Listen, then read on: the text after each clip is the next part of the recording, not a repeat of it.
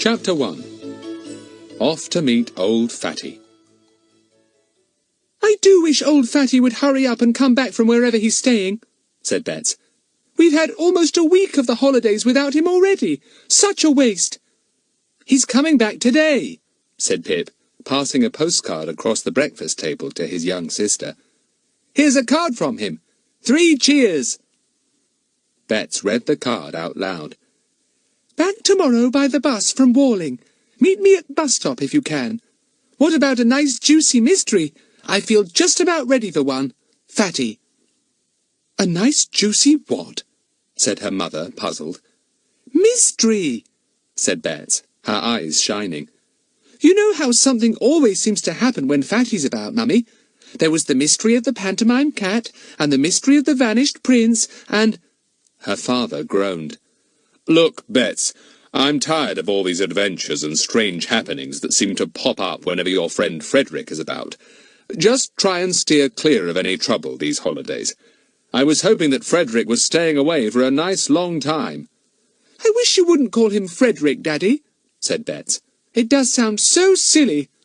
"I should have thought that Frederick was a much better name for a boy in his teens than the absurd name of Fatty," said her father. "I wonder Frederick allows people to call him by that old nickname now." "But the name suits him," said Pip. "Anyway, I don't think my nickname is very suitable for me now I'm a bit older. Why can't I be called by my proper name of Philip instead of Pip?" "Perhaps it's because you're a bit of a pipsqueak still," said his father, disappearing behind his newspaper. Bets gave a sudden laugh, and then a groan as Pip kicked her under the table. "Pip," said his mother warningly. Bets changed the subject hurriedly. She didn't want Pip to get into any trouble the very day that Fatty came home. "Mummy, where's the bus timetable?" she said. "I'd like to find out what time old Fatty's bus arrives." "Well, seeing that there are only 2 in the morning, and the bus from Wailing takes 2 hours to get here, I should think he'll be on the first bus," said Pip. "Otherwise he'd be really late." "It should be about 9:45, said his mother. "That means you'll have plenty of time to clear up the fearful mess in your playroom first. I could hardly get into it yesterday." Pip groaned. "Why do we always have to tidy the playroom when we plan to go out?" he demanded. "I really do think it's—" "Enough said," said his father from behind his newspaper, and Pip became silent at once. He looked across at Bets, and she grinned at him happily. Fatty was coming back.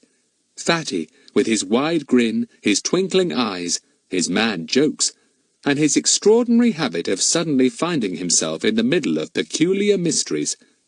Oh, the times they had had with Fatty, the excitement, the adventures!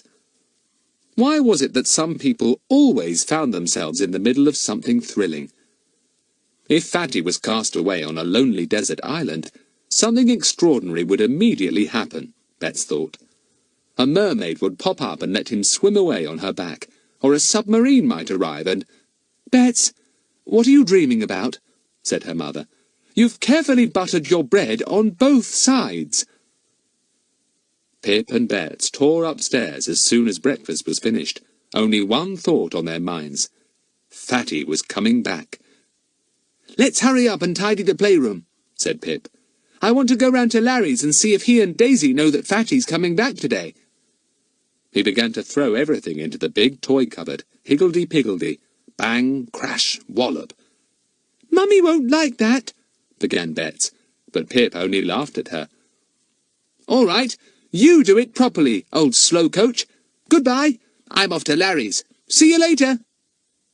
But Bets couldn't bear to be left behind, so she shoved in the last few things, flew to get her coat, and raced down the stairs after Pip, falling over the cat sitting on the bottom stair. "Sorry, Puss," she panted, and raced down to the front gate. "Pip, wait for me!" Soon they were at Larry's house. The front door was open, and they could hear Daisy calling to her brother. "Aren't you ready to meet Fatty? You'll be late." In a few moments, all 4 children were on their way to the bus stop. "What do you bet that old Fatty will play one of his tricks on us and come in some kind of disguise?" said Pip. "Well, I hope he does," said Larry. "We'd soon see through it." "Look, We're just in time, said Bets. Here comes the bus. Let's run! The bus, a double-decker, came to a stop, and the 4 children ran to the exit at the back. People were crowding off, and the conductor was shouting loudly, "Hurry off, please, and mind the step!" Larry suddenly nudged Pip. Look, that's Fatty. He's disguised himself, just as we guessed he would. He's carrying a dog basket too, and I bet old Buster is in there. Stand back. Don't let him see us. The fellow who was carrying the dog basket was stout, and wore a bulky overcoat, a yellow scarf round his neck and chin, and a cap with a large peak pulled down over his nose. He coughed hollowly as he stepped down from the bus, and held a large green cotton handkerchief to his mouth. Bets giggled. "That's Fatty, all right," she said in a low voice to Pip. "Let's not say a word, but just follow him solemnly home." They set off, keeping just behind him. The fellow went off at quite a pace, limping slightly with his left foot. "Yes, that's Fatty," said Larry. "Sort of thing he would do in disguise, put on a limp or something. He can't fool us, though." They followed the limping youth down the street, round a corner and up the hill. Then Larry shouted to him, "Hey, Fatty! Stop! We know it's you!" The youth swung round and glared at them. "Don't you dare call after me!" he shouted. "Cheeky young brats!" "Go on, Fatty! We can't help knowing it's you," said Pip. "And we know you've got old Buster Dog in that basket too. Let him out!" "Buster? Who's Buster?" said the fellow. "Are you mad? There's a cat in here, not a dog. Have a look." He slipped the catch of the basket and opened the lid. Out sprang a most enormous ginger cat, spitting and hissing. The 4 children stared in the greatest astonishment. A cat, not Buster. So this fellow wasn't Fatty after all. Gosh, what an awful mistake. We're very sorry. It's all a mistake," stuttered poor Larry, his face scarlet. "We do beg your pardon." "Now you just listen to me," said the fellow angrily. "See that policeman over there? Well, I'm going to complain about you, see? Following me about, whispering behind my back, calling me names. Come here, pussykins. That's right, you hiss at these kids." To the children's horror, the fellow went across the road to a corner, and who should be standing there but Mr. Goon, the village policeman. Mr. Goon. He was no friend of theirs. What in the world could they do? "Better get away quickly before Mr. Goon comes after us," said Pip. "Gosh, what a mistake we made." He turned to run, and bumped hard into someone standing just behind him, grinning, a little Scotty dog in his arms. "Fatty! It's you! Fatty, we thought you were that fellow over there with the dog basket," cried Pip, overjoyed to see his friend again. "We followed him, and now he's gone to complain about us to Mr. Goon." "And I followed you," said Fatty. "I was on the top deck of the bus, and I saw you, though you didn't see me. I carried Buster because I was afraid he'd go careering after you and give the game away. Give your friends a lick, Buster." He held up the little Scotty, and Buster most ecstatically licked all his 4 friends, whining in joy. Then Fatty put him down on the pavement, and alas, Buster suddenly spotted Goon, the policeman, who was staring angrily at the children from across the road. Buster gave a yelp of delight and raced across the road at top speed. Ah, here was his old enemy. What about dancing round his ankles and pretending to nip him? Buster felt just like a little exercise after his long ride on the bus. Mr. Goon glared at the excited Buster in disgust. "Ha! You little pest of a dog! So you're back with your master, are you? Get away now! Clear off!" "Buster's only telling you how pleased he is to see you," said Fatty, as the burly policeman tried to skip away from Buster's attentions. "My word, Mr. Goon, you ought to learn dancing. You're really nippy with your feet, almost as nippy as Buster is. Heel, Buster! The dancing lesson is over." Goon went purple in the face. That boy, that toad of a boy! What wonderful peace and quiet there had been in the village for at least a week with that boy away. Now he was back, and something would turn up to make things uncomfortable, Goon was sure. That boy was always in the middle of peculiar happenings of some sort. Fatty joined the others, who, feeling sure that the fellow with the cat had complained about them to Mr. Goon, were keeping well away from the angry policeman. "I must say that I think you were all a bit silly following a chap with a cat instead of a boy with a dog," said Fatty. "All right, don't rub it in," said Larry. "I'll buy us all ice creams to make up for our mistake." "Sorry, but I think I must get home first," said Fatty. "Mummy will be looking out for me. But let's have a meeting this afternoon. A meeting of the famous find-outers and dog. Come to my workroom about 2:30. Come on, Buster, old thing. To heel! And do remember to be polite and shake paws with my dad and Mum as soon as you see them." Larry and Daisy went off together, and so did Pip and Bets. Bets's mother was amused to see the little girl's happy face. "I can see that you met Frederick all right," she said. "We're having a meeting at Fatty's this afternoon," said Bets, her face glowing. "It's the first meeting the find-outers have had for ages." "Find-outers?" said her mother. "Let me see now, that's—" "Oh, Mummy! You know we're the 5 find-outers and dog," said Pip. "Don't you remember all the mysteries we've solved? I dare say we'll find out another and solve it these holes." "If one turns up," said Bets. "Don't worry, Bets. Things always happen when Fatty is around. I don't expect you will have to wait very long before a nice, juicy mystery looms up for every one of you." Chapter 2. Down in Fatty's workroom. Bets felt excited when at last the time came to go to the first meeting of the holidays. Her mother had not allowed her to race off immediately after dinner, but had sent both her and Pip up to their playroom. "I don't know if you think that what you did this morning to tidy up the room was anything like enough," she said. "Throwing things higgledy-piggledy into corners and cupboards isn't my idea of clearing up. Please do the job properly before you go." "Oh, blow!" said Pip, exasperated. "Now we shall be late. Come on, Bets, you do your share." It was soon done, and they raced off down the garden path, happy to be on their way to Fatty's house. They joined up with Larry and Daisy, and were soon in Fatty's workroom at the bottom of his garden, well away from everyone, and almost out of range of any shout from the house. "Grown-ups want an awful lot of things done if you're within shouting distance, you know," Fatty said. "But if they have to go and fetch you, they're sure to decide it's too much bother, so they do the things themselves." The shed was certainly well tucked away, and very, very comfortable. An oil stove gave quite enough warmth, and on the floor was an old tiger-skin rug. "Oh, Fatty," said Bets, "I do think this is a most exciting shed. It's lovely to be back again after so long at school."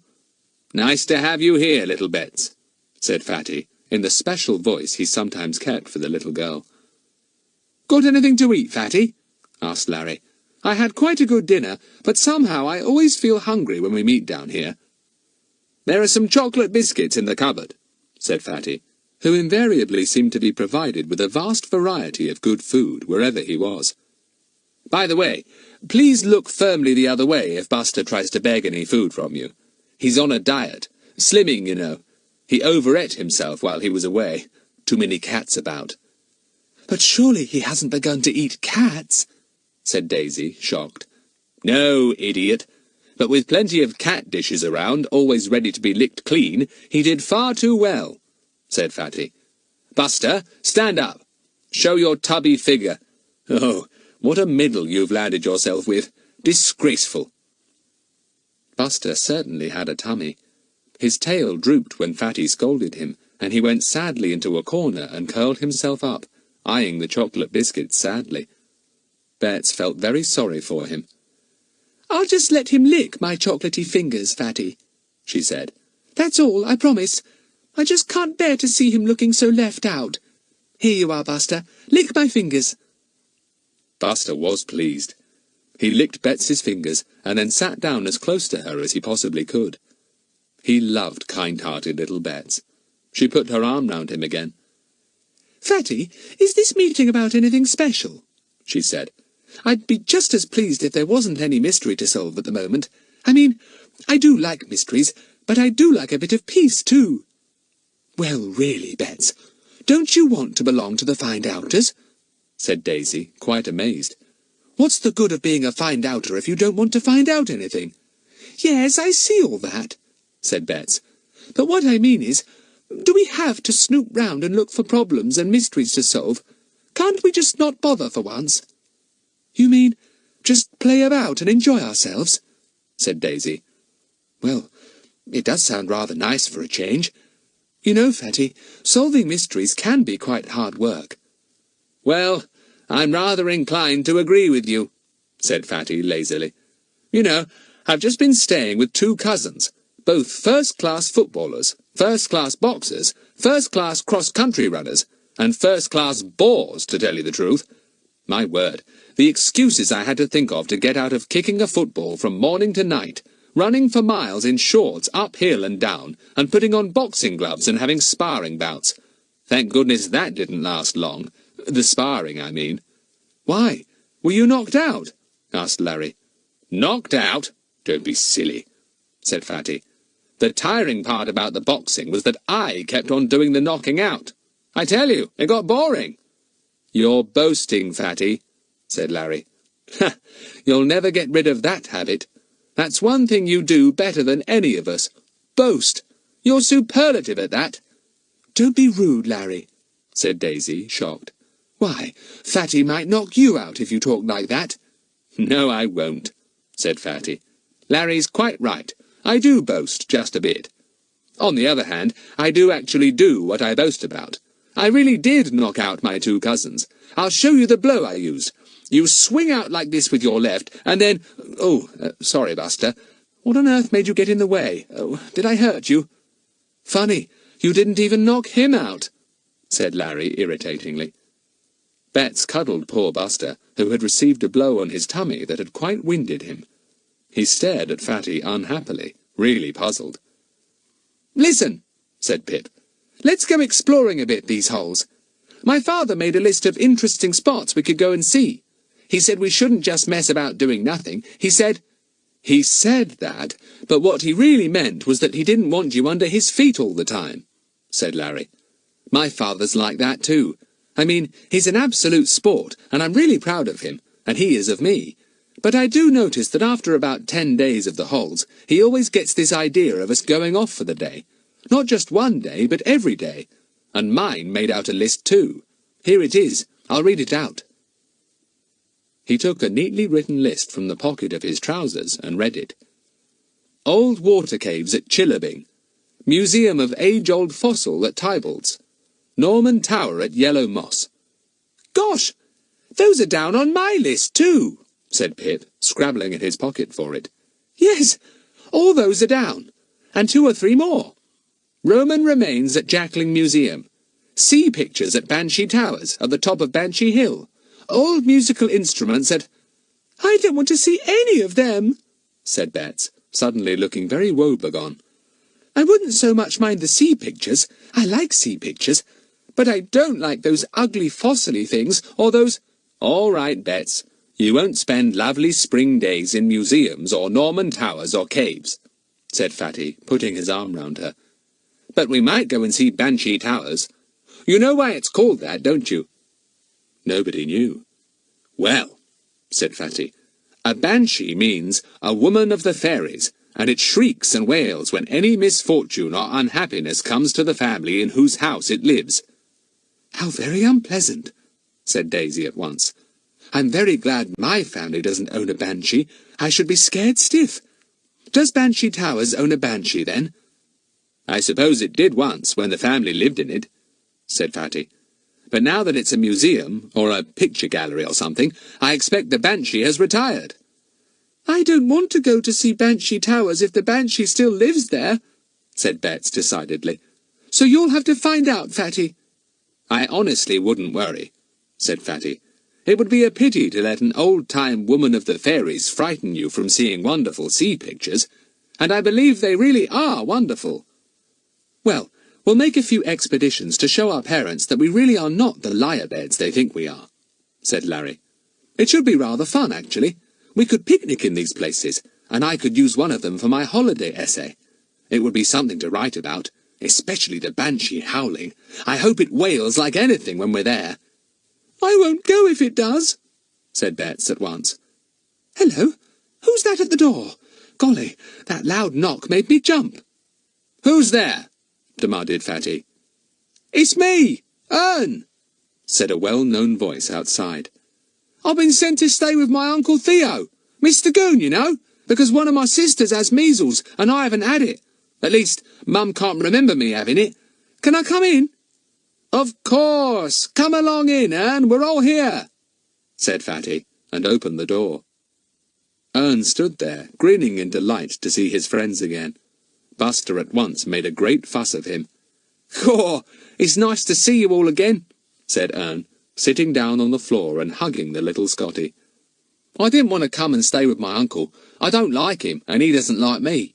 But I don't mind putting up with him if you'll let me be with you now and again. Any mysteries going?" "Not so far, Ern," said Fatty. "Help yourself to the chocolate biscuits, but don't give Buster any. He's slimming." "Love a duck, is he really?" said Ern. "I must say, he feels a bit solid like." "It's good to see you, Ern," said Fatty. "We're planning to go on some interesting rambles, and you can come with us if you like, if your uncle will let you." "Caw, I'd like that," said Ern. "Well, Uncle says I've got to turn to and look nippy and not get under his feet and use my loaf." "Your loaf?" said Bets in surprise. "Do you have a loaf of bread of your own, then?" "You don't know much, do you?" grinned Ern, so delighted to be with his old friends again that his eyes shone like stars. "Using your loaf means using your brains, see?" "Ah, yes," said Fatty gravely. "Well, if we all intend to go sightseeing and learning about banshees and old musical instruments and Roman remains, we must all use our, loaves. Are we allowed any butter with them, Ern?" But dear old Ern didn't see the joke, though the others roared in delight. Ern didn't mind. It was sheer happiness to him to be with Fatty, Bets, and the rest. They could pull his leg, correct him, laugh at him. They were his friends, and he was theirs. Let them do whatever they liked, as long as he could be with them. Chapter 3. Mr. Goon is worried. It was fun to have Ern again. He enjoyed the company of the 5 friends so much, and entered into everything with the greatest delight. He sat listening intently as they went on discussing their plans for the next 2 or 3 weeks. "I suppose I couldn't come with you sometimes," he said at last. "I dare say Uncle'll let me off now and again, so long as I do the jobs he sets me, of course." "Yes, if he's kind enough to have you to stay, you must certainly help him in any way you can," said Fatty. "His garden, for instance. I passed it the other day. Shocking. Full of weeds." "That's what my uncle said," agreed Ern mournfully. "Trouble is, I don't know weeds from flowers. Oh, and there's another thing. He's letting me have my dog with me while I'm here. What do you think of that?" "Dog? I didn't even know you had one, Ern," said Pip, surprised. "Well, he's a bit new, like," said Ern. "I've had him for 3 weeks. I'm trying to train him good and proper, like you've trained old Buster there, Fatty." "Good," said Fatty. "Very good. An untrained dog is a nuisance. Nobody likes him. Where is this dog of yours, and what's he called? What kind is he?" "I don't rightly know what kind he is," said Ern. "He's a bit of a mixture, really. He's not very big, but he's got a mighty long tail with a mighty big wag in it, and nice ears that prick up like Buster's ear, and rather short legs. Pity about his legs, really. He looks funny when he runs, you see, and all the other dogs laugh at him." "They don't," said Bets disbelievingly. "Well, they stand and stare at him and sort of wink at one another when he comes scuttering by," said Ern. "His name is Bingo. Good name, isn't it? It suits him too. You wait till you've seen him. I like him an awful lot. It's the first time I've had a dog of my own. He's potty about me, you know. He thinks I'm the world's wonder." "Just like old Buster, then," said Bets. He thinks Fatty's the world's wonder, don't you, Buster? Ruff, said Buster, agreeing heartily. He went to Fatty and licked his chin, and then put his head on Fatty's knee, looking up at him adoringly. Loving old thing, said Fatty, and patted him. Well, Ern, I'm awfully glad you've got a dog of your own. Good for the dog, and good for you, too. You'll like having someone who looks up to you and thinks that everything you do is right. But look after him well, won't you? Where is this Bingo? Asked Larry. I've locked him in the woodshed at Uncle's, said Ern. You see, well, I didn't know if you'd like me to bring him along. Buster mightn't like him. Rubbish, said Fatty, getting up. Any dog is a friend of Buster's if he belongs to one of us. Let's go and visit this dog of yours and take him for a walk. You're a real sport, Fatty, said Ern, his face glowing. Come on, then. They all went out of the shed and made their way to Peterswood village, Buster dancing round in joy, sniffing along the hedges, barking at a sparrow, wagging his tail without a stop. Is your uncle in a good temper today? Inquired Larry. So-so, said Ern with a grin. He smiled when I cleaned his big boots for him, and he frowned when I upset the milk. He doesn't know I've come to see you. Why didn't you tell him? Asked Betts. You're not scared of him, are you? Oh, I'm proper scared of Uncle, all right, said Ern. Bit too free with his temper, he is. I don't think he'll be too pleased if I go about with you too much, so I won't tell him anything. They came to Goon's little house, which stood not far from the police station. As soon as they opened the gate, a terrific volley of blood-curdling howls greeted them, and something hurled itself against the woodshed door. That's him! That's Bingo! Said Ern with pride. I hope Uncle's out. He wouldn't like that noise at all. Hey, Bingo! I brought some friends to see you. Buster the Scotty was astonished and rather alarmed to hear the extraordinary noise from the shed. He put his head on one side and pricked up his ears to very sharp points. He gave a little growl. It's all right, Buster, said Ern.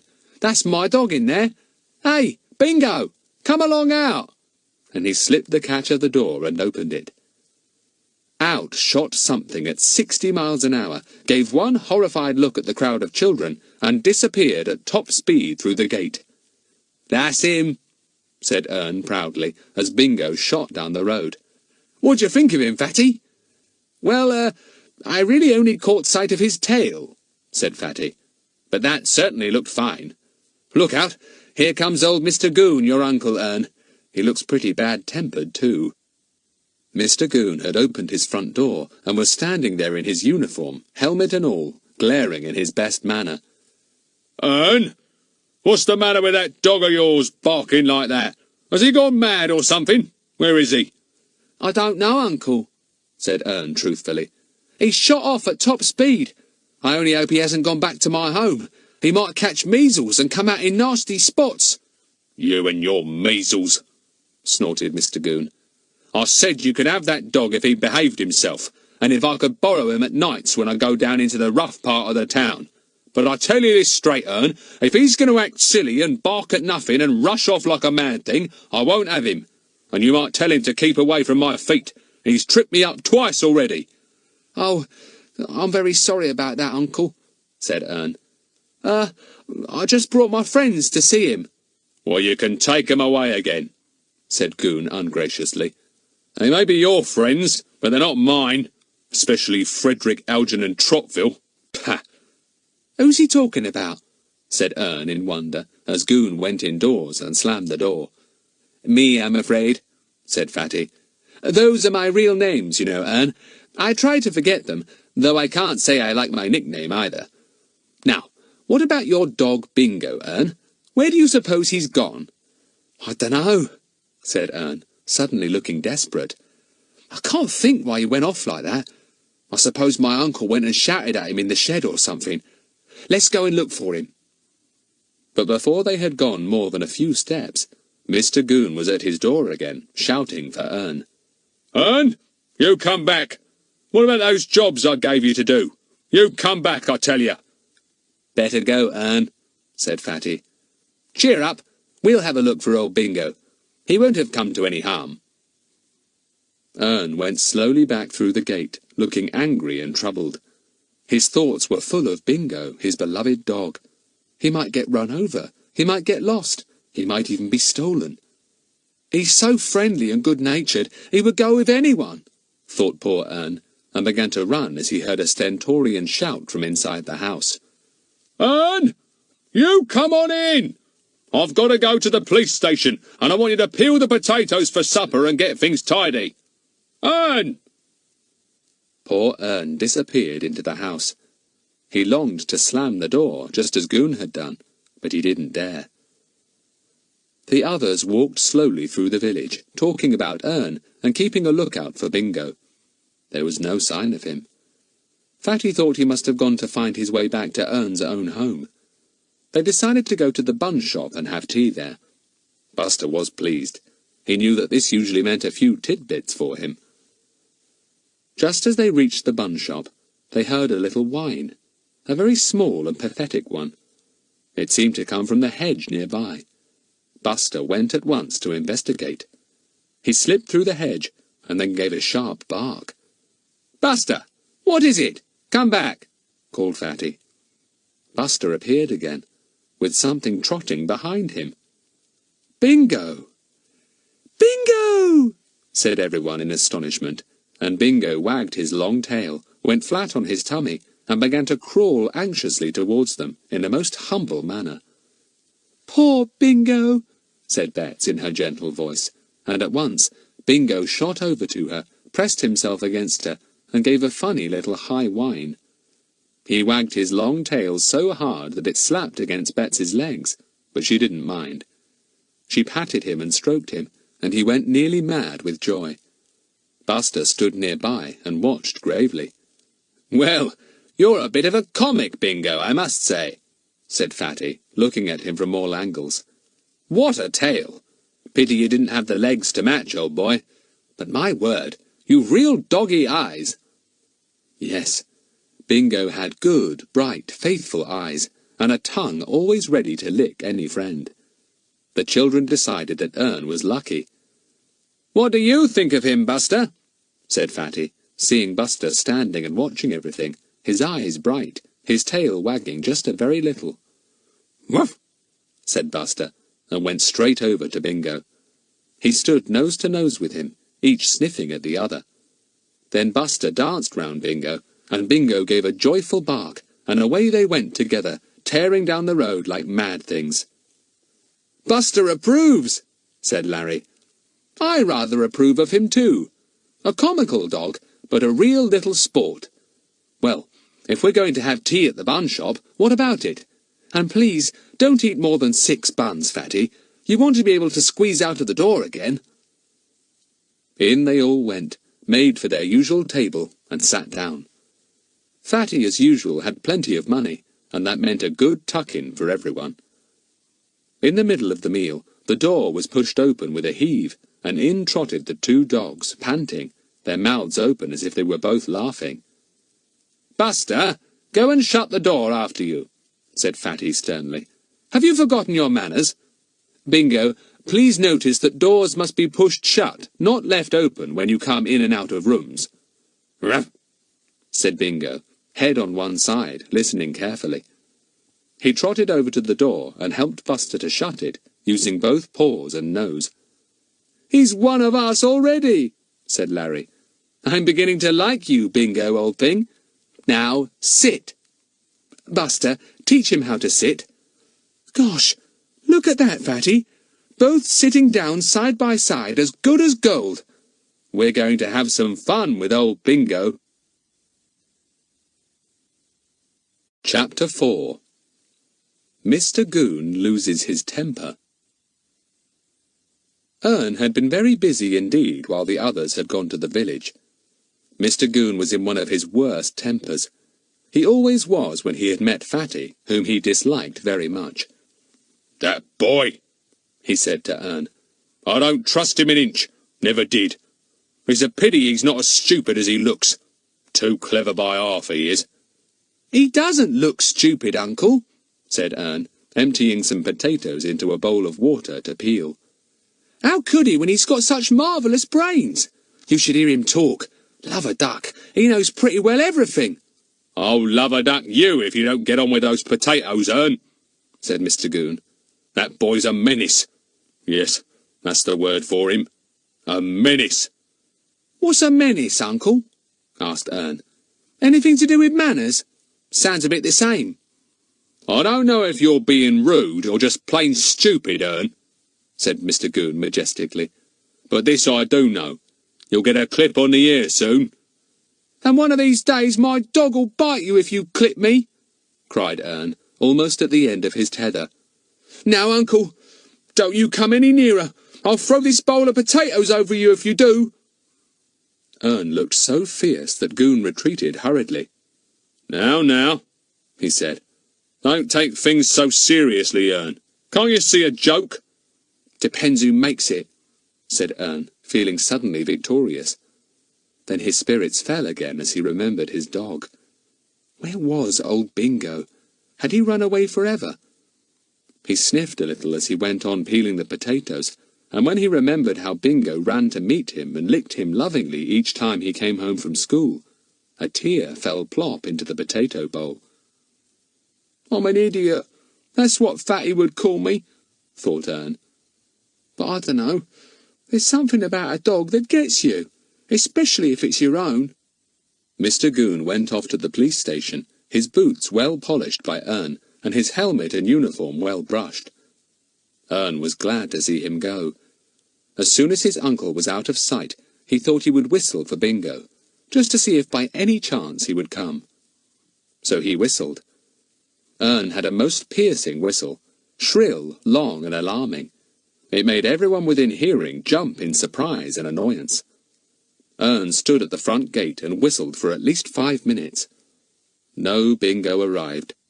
But a good many windows and doors were opened, and people began looking out to see if anything was the matter. They thought that it must be Goon blowing his police whistle for help. A small boy arrived, panting at the front gate. "Any help wanted?" he asked. "We heard the police whistle being blown." "That was only me whistling for my dog," said Ern, astonished. Then, seeing people looking out of windows and doors, he shot inside Goon's house in a hurry. "They'll tell Uncle I was using his police whistle," he thought desperately. "Love a duck, what a day! Wish I was at home, measles and all." About 5:30, Mr. Goon returned home to see if Ern had put on the kettle and had made him some toast, as he had commanded. Fortunately for Ern, he had everything ready. Ern was down in the dumps. No Fatty had come back, no Buster, no Betts, and certainly no Bingo. Ern didn't want any tea at all, a most unusual thing. "This toast is burnt," said Mr. Goon grumpily. "It's not," said Ern. "It's just right. That's how my ma likes it anyway." "And you've put too much tea in the pot," said Mr. Goon, peering in, holding the lid in his hand. It was hot, and he had to drop it very suddenly. It fell to the floor and broke. He glared at Ern as if he had dropped it. Ern gave a sudden giggle, and his uncle went red in the face. "Pick them pieces up," he commanded, "and take that grin off your face, Ern." "I can't. It's stuck there," said Ern, suddenly feeling cheeky. "Ern!" said Mr. Goon in a terrifying voice, and stood up. Ern promptly stood up too, and ran to the door. He opened it, and Goon came after him. Ern went down the hall to the front door, and opened that, and then shot down the front path with his uncle on his heels. At exactly the same moment as Fatty and the rest, with Buster and Bingo, came in at the gate. Somehow or other, Mr. Goon became mixed up with the two excited dogs as they raced towards the front door, and down he went with a thud. Bingo leapt up at the astonished Ern, and tried his hardest to lick him in as many places as he could, barking madly all the time. Buster, finding his old enemy Mr. Goon on the ground and at his mercy, sailed in gleefully to the attack. It really was a sight to be seen. "Bingo! You've come back!" shouted Ern in joy, and lifted up the delighted dog, who at once plastered his face with loving licks. "Clear off, all of you!" roared poor Mr. Goon, trying to push Buster away. "I'll tell your parents about this. Will you order this dog away, Frederick Trottville? One of these days I'll clap you in a cell. Yes, and the dog too. Get away, you brute. Let me get up. Ern, help me up." It was Fatty who pulled the heavy policeman to his feet and dusted him down, murmuring apologies in a polite voice that simply infuriated Mr. Goon. "Bad luck. Did you trip over your feet? Hey, you'll scare the girls if you roar like that. Buster, behave yourself. Buster, are you deaf? Stop dancing round poor Mr. Goon. Here, let me help you up. Up we come. That's it. Upsy-daisy. You all right now, Mr. Goon?" Mr. Goon glared. He saw that quite a crowd had gathered round his front gate, and some of them were daring to laugh. Laughing at the law. What were things coming to? Most majestically, Mr. Goon went to the gate and scowled at everyone there. "What's all this? Clear off now. You're creating a nuisance, you are. Move on there. Move on." Only a few people moved away. Fatty felt sorry for poor Mr. Goon. "Perhaps if you told them to move off instead of move on, they'd understand better," he suggested. "Let me help you, Mr. Goon." And Fatty waved an imperious hand and shouted in a suddenly enormous voice, "Move off, will you? Move off!" And, rather astonished, the lookers-on moved off at once. Fatty was rather astonished too. He hadn't thought it would be so easy. Mr. Goon was more than astonished. He was exceedingly angry. "Think you're in the police force now, do you?" he said fiercely. "Well, what about you moving off? Or on, I don't care which. Funny how trouble always comes when you're about, isn't it, Frederick Trottville? Now, I'm going back to finish my tea in peace and quiet. Clear off, all of you. I'm sick of the sight of you. You get indoors, Ern, and take that dog to the woodshed. Tripping me up like that. You can consider him arrested and put into a cell, see? And there he'll stay out in the woodshed, night and day." "Oh, no, Uncle, that'd be cruel," said Ern, upset. "Fatty, tell him. He might listen to you. You can't lock up a dog night and day." "All right, then. You go home," stormed Mr. Goon. "I'd do a kindness and take you in, and that silly dog too, and this is what happens. Go on home. Catch the measles." Ern didn't know what to do, but Fatty did.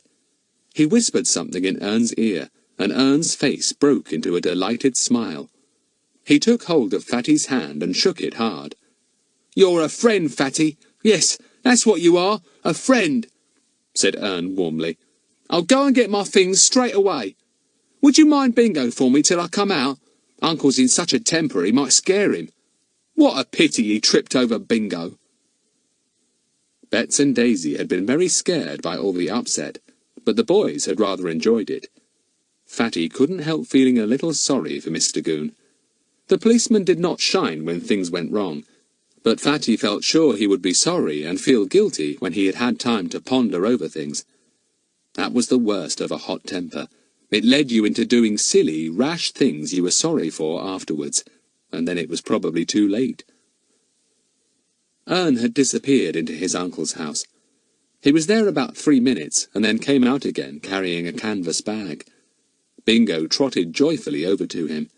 Ern was beaming all over his round face. "Where are you going, Ern?" asked Bets in surprise. "Home? But you can't go there with measles about." They all went out of the gate together, leaving Mr. Goon staring after them. He was just beginning to wish that he hadn't lost his temper. "Ern, come back. You come and apologise and I'll let you stay," he shouted. "Sorry, Uncle," shouted back Ern. "I can't stay where I'm not wanted, or where my dog will be locked up night and day. Sorry, Uncle." "Where's Ern going?" asked Pip. "He's going to stay in my workroom till his family are clear of the measles," said Fatty. "And Bingo as well. Nice dog, Bingo. Be good for Buster to have company, too. The workroom is nice and warm, and I can put a camp bed there. But nobody's to know, see? You are all to keep your mouths shut. Ern is our friend, and we've got to stand by him." "Oh, good, Fatty. You always think of some fine way out of things when they go wrong, said Bets, squeezing Fatty's arm. Ern, are you pleased? Pleased? I feel like a tail with two dogs, said Ern, looking down at Buster and Bingo trotting amicably together. No, I mean a dog with two tails. Caw, love a duck. Wasn't poor old uncle in a temper, all because he fell over Bingo? To think I'm going to stay in your workroom, Fatty. You're a friend, you are, and I can't say more than that, can I? Nope, that's about the best thing anyone can say about anyone else, said Fatty with one of his grins. He gave Ern a little punch in the back. I bet I'll say that about you some day, Ern. Ern glowed. He looked round gratefully at the little bunch of friends walking with him. Yes, that was about the best thing that could happen to anyone. To have friends, whether they were two-legged or four-legged. And to be a friend to someone is just as good, thought Ern. Well, maybe it's even better. I'll have to ask Fatty about it sometime. He's sure to know. Chapter 5. Fatty is a real friend. The little company went in at the back gate of Fatty's garden and trooped down to the shed, Fatty's cosy little workroom. The two dogs trotted along amicably together, Bingo occasionally giving Buster a friendly lick. Bingo's tail never stopped wagging or waving. You'll wear it out if you're not careful, Bingo, said Ern, as they went in close file down the path, Bingo's tail slapping against the nearest legs. Bets laughed. She didn't feel scared any longer, just pleased and excited. She was glad that Ern had got away from unkind Mr. Goon. It would be nice to have him at their meetings. The workroom felt warm when they opened the door, and was full of a golden light from the sinking sun. Well, here we are once more, said Fatty. Get out the toffees, Bets. They're in that cupboard. I'll just go up to the house and see if I can find a camp bed, or a spare mattress if not. He disappeared, and Bets went to find the toffees. Trust Fatty to have something to chew or suck or drink. Good old Fatty to think of rescuing poor Ern. Fatty was in the middle of hunting about for a camp bed when his mother appeared. She was astonished to see him in the spare room. What in the world do you want, Frederick? She said. I just wondered if there was a camp bed to spare, said Fatty. A camp bed? Whatever for? Said his mother. Frederick, I will not allow you to sleep out in the garden yet. You'd catch your death of cold. Mummy, dear, I'm not thinking of such a thing, said Fatty. I like my own warm bed much too much to want to shiver outside with beetles and frogs and ants all over me. I just wondered if we had a camp bed to spare, that's all. Frederick, why are you so mysterious about it? Asked his mother. Look at me. Why this sudden idea of a camp bed? Mummy, you are always so curious, said Fatty, taking her hand. Can't you trust me? I don't want to sleep on it. I don't want to sell it. I don't even want to take it off the premises. I just want to borrow it.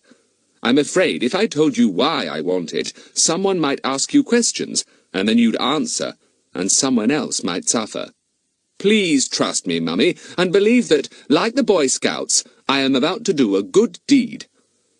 I never in my life knew anyone who could wheedle things out of me like you, Frederick, said his mother, beginning to laugh. All right, I won't ask you any questions. I'll trust you, as I always do, dear. There's a spare camp bed in the cupboard under the stairs. Bless you, Mummy, you're a pet, said Fatty, and gave her a smacking kiss on the cheek. He went to the cupboard and found the camp bed. In no time at all, he had carried it down the garden, unseen, and Larry was helping him to take it through the door of the shed. Did you have any bother getting it? Asked Larry. I always have to go into long, long explanations when I want to borrow anything like a camp bed. No, fortunately my mother trusts me as much as I trust her, said Fatty, putting up the camp bed with Ern. Nothing like trust in a family. I can recommend it thoroughly. Ern stared at Fatty. What odd things Fatty sometimes said. But they were worth remembering, Ern thought. Nothing like trust in a family. That meant trusting one another. There was quite a lot in that idea. Ern decided to think about it when he was in bed. He felt excited when he saw the camp bed neatly made up in a corner of the workroom. "Love a duck," he said. "It's a miracle, this. Me sleeping here all on my own, safe as houses, and my uncle not knowing a thing about it. I don't know how to thank you enough, Fatty, that I don't." "Well, don't try," said Fatty. "Bets, did you find the toffees?" "Ah, yes, I see a lump in your cheek, and one in Pip's." "Fatty, can we do anything to help Ern?" asked Bets. "I mean, bring food or something like that. Cook will always give us bits and pieces." "Well, I vote we all bring what we can without arousing any suspicions," said Fatty. "Ern had better send a postcard to his mother saying, 'Getting on fine, quite happy,' or something like that, in case Mr. Goon tells her that he sent Ern off. But I don't somehow think he will. He'll imagine that Ern has rushed back home with awful tales about him." "I'm going to enjoy myself," said Ern, bouncing up and down on the camp bed. "Wish I could do something for somebody. You, Bets, for instance. I'd do anything, really I would." "I've no doubt your chance will come some day," said Fatty. "Now, what about a game? Or shall we first of all decide what expeditions we are going to make this week?" "It sounds as if we were explorers or something," said Pip. "How nice to be able to say, 'What about exploring the Sahara?' Or, 'I think we should row down the Nile and count the number of crocodiles there.'" The others chuckled. "Well, let's take a vote on where we should go first," said Fatty, taking 2 sheets of paper from a shelf. "Here are the lists made out by Pip's father and Larry's, together with a few notes of my own. I think we'll take a vote as to which 2 places we would prefer to visit. We can always go and see the others afterwards if we want to." He read out the list of places. "Well, there you are. Now just choose 2 of those, each of you, and scribble them down, fold your papers in half and give them to me. I'll open them and see which places the majority of us want to visit." Soon they were all busy. Bets asked how to spell Banshee, so everyone at once knew one of her choices. The notes were handed in to Fatty, and he opened them. "Well, the 2 places that the majority of you want to see are the old water caves at Chillabing and Banshee Towers on Banshee Hill. Bets, I'm surprised you put down Banshee Towers.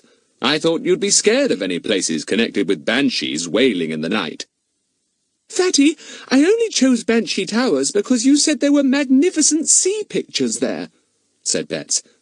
"I won't go if there are still banshees, though. Unkind fairies wailing and foretelling horrible things.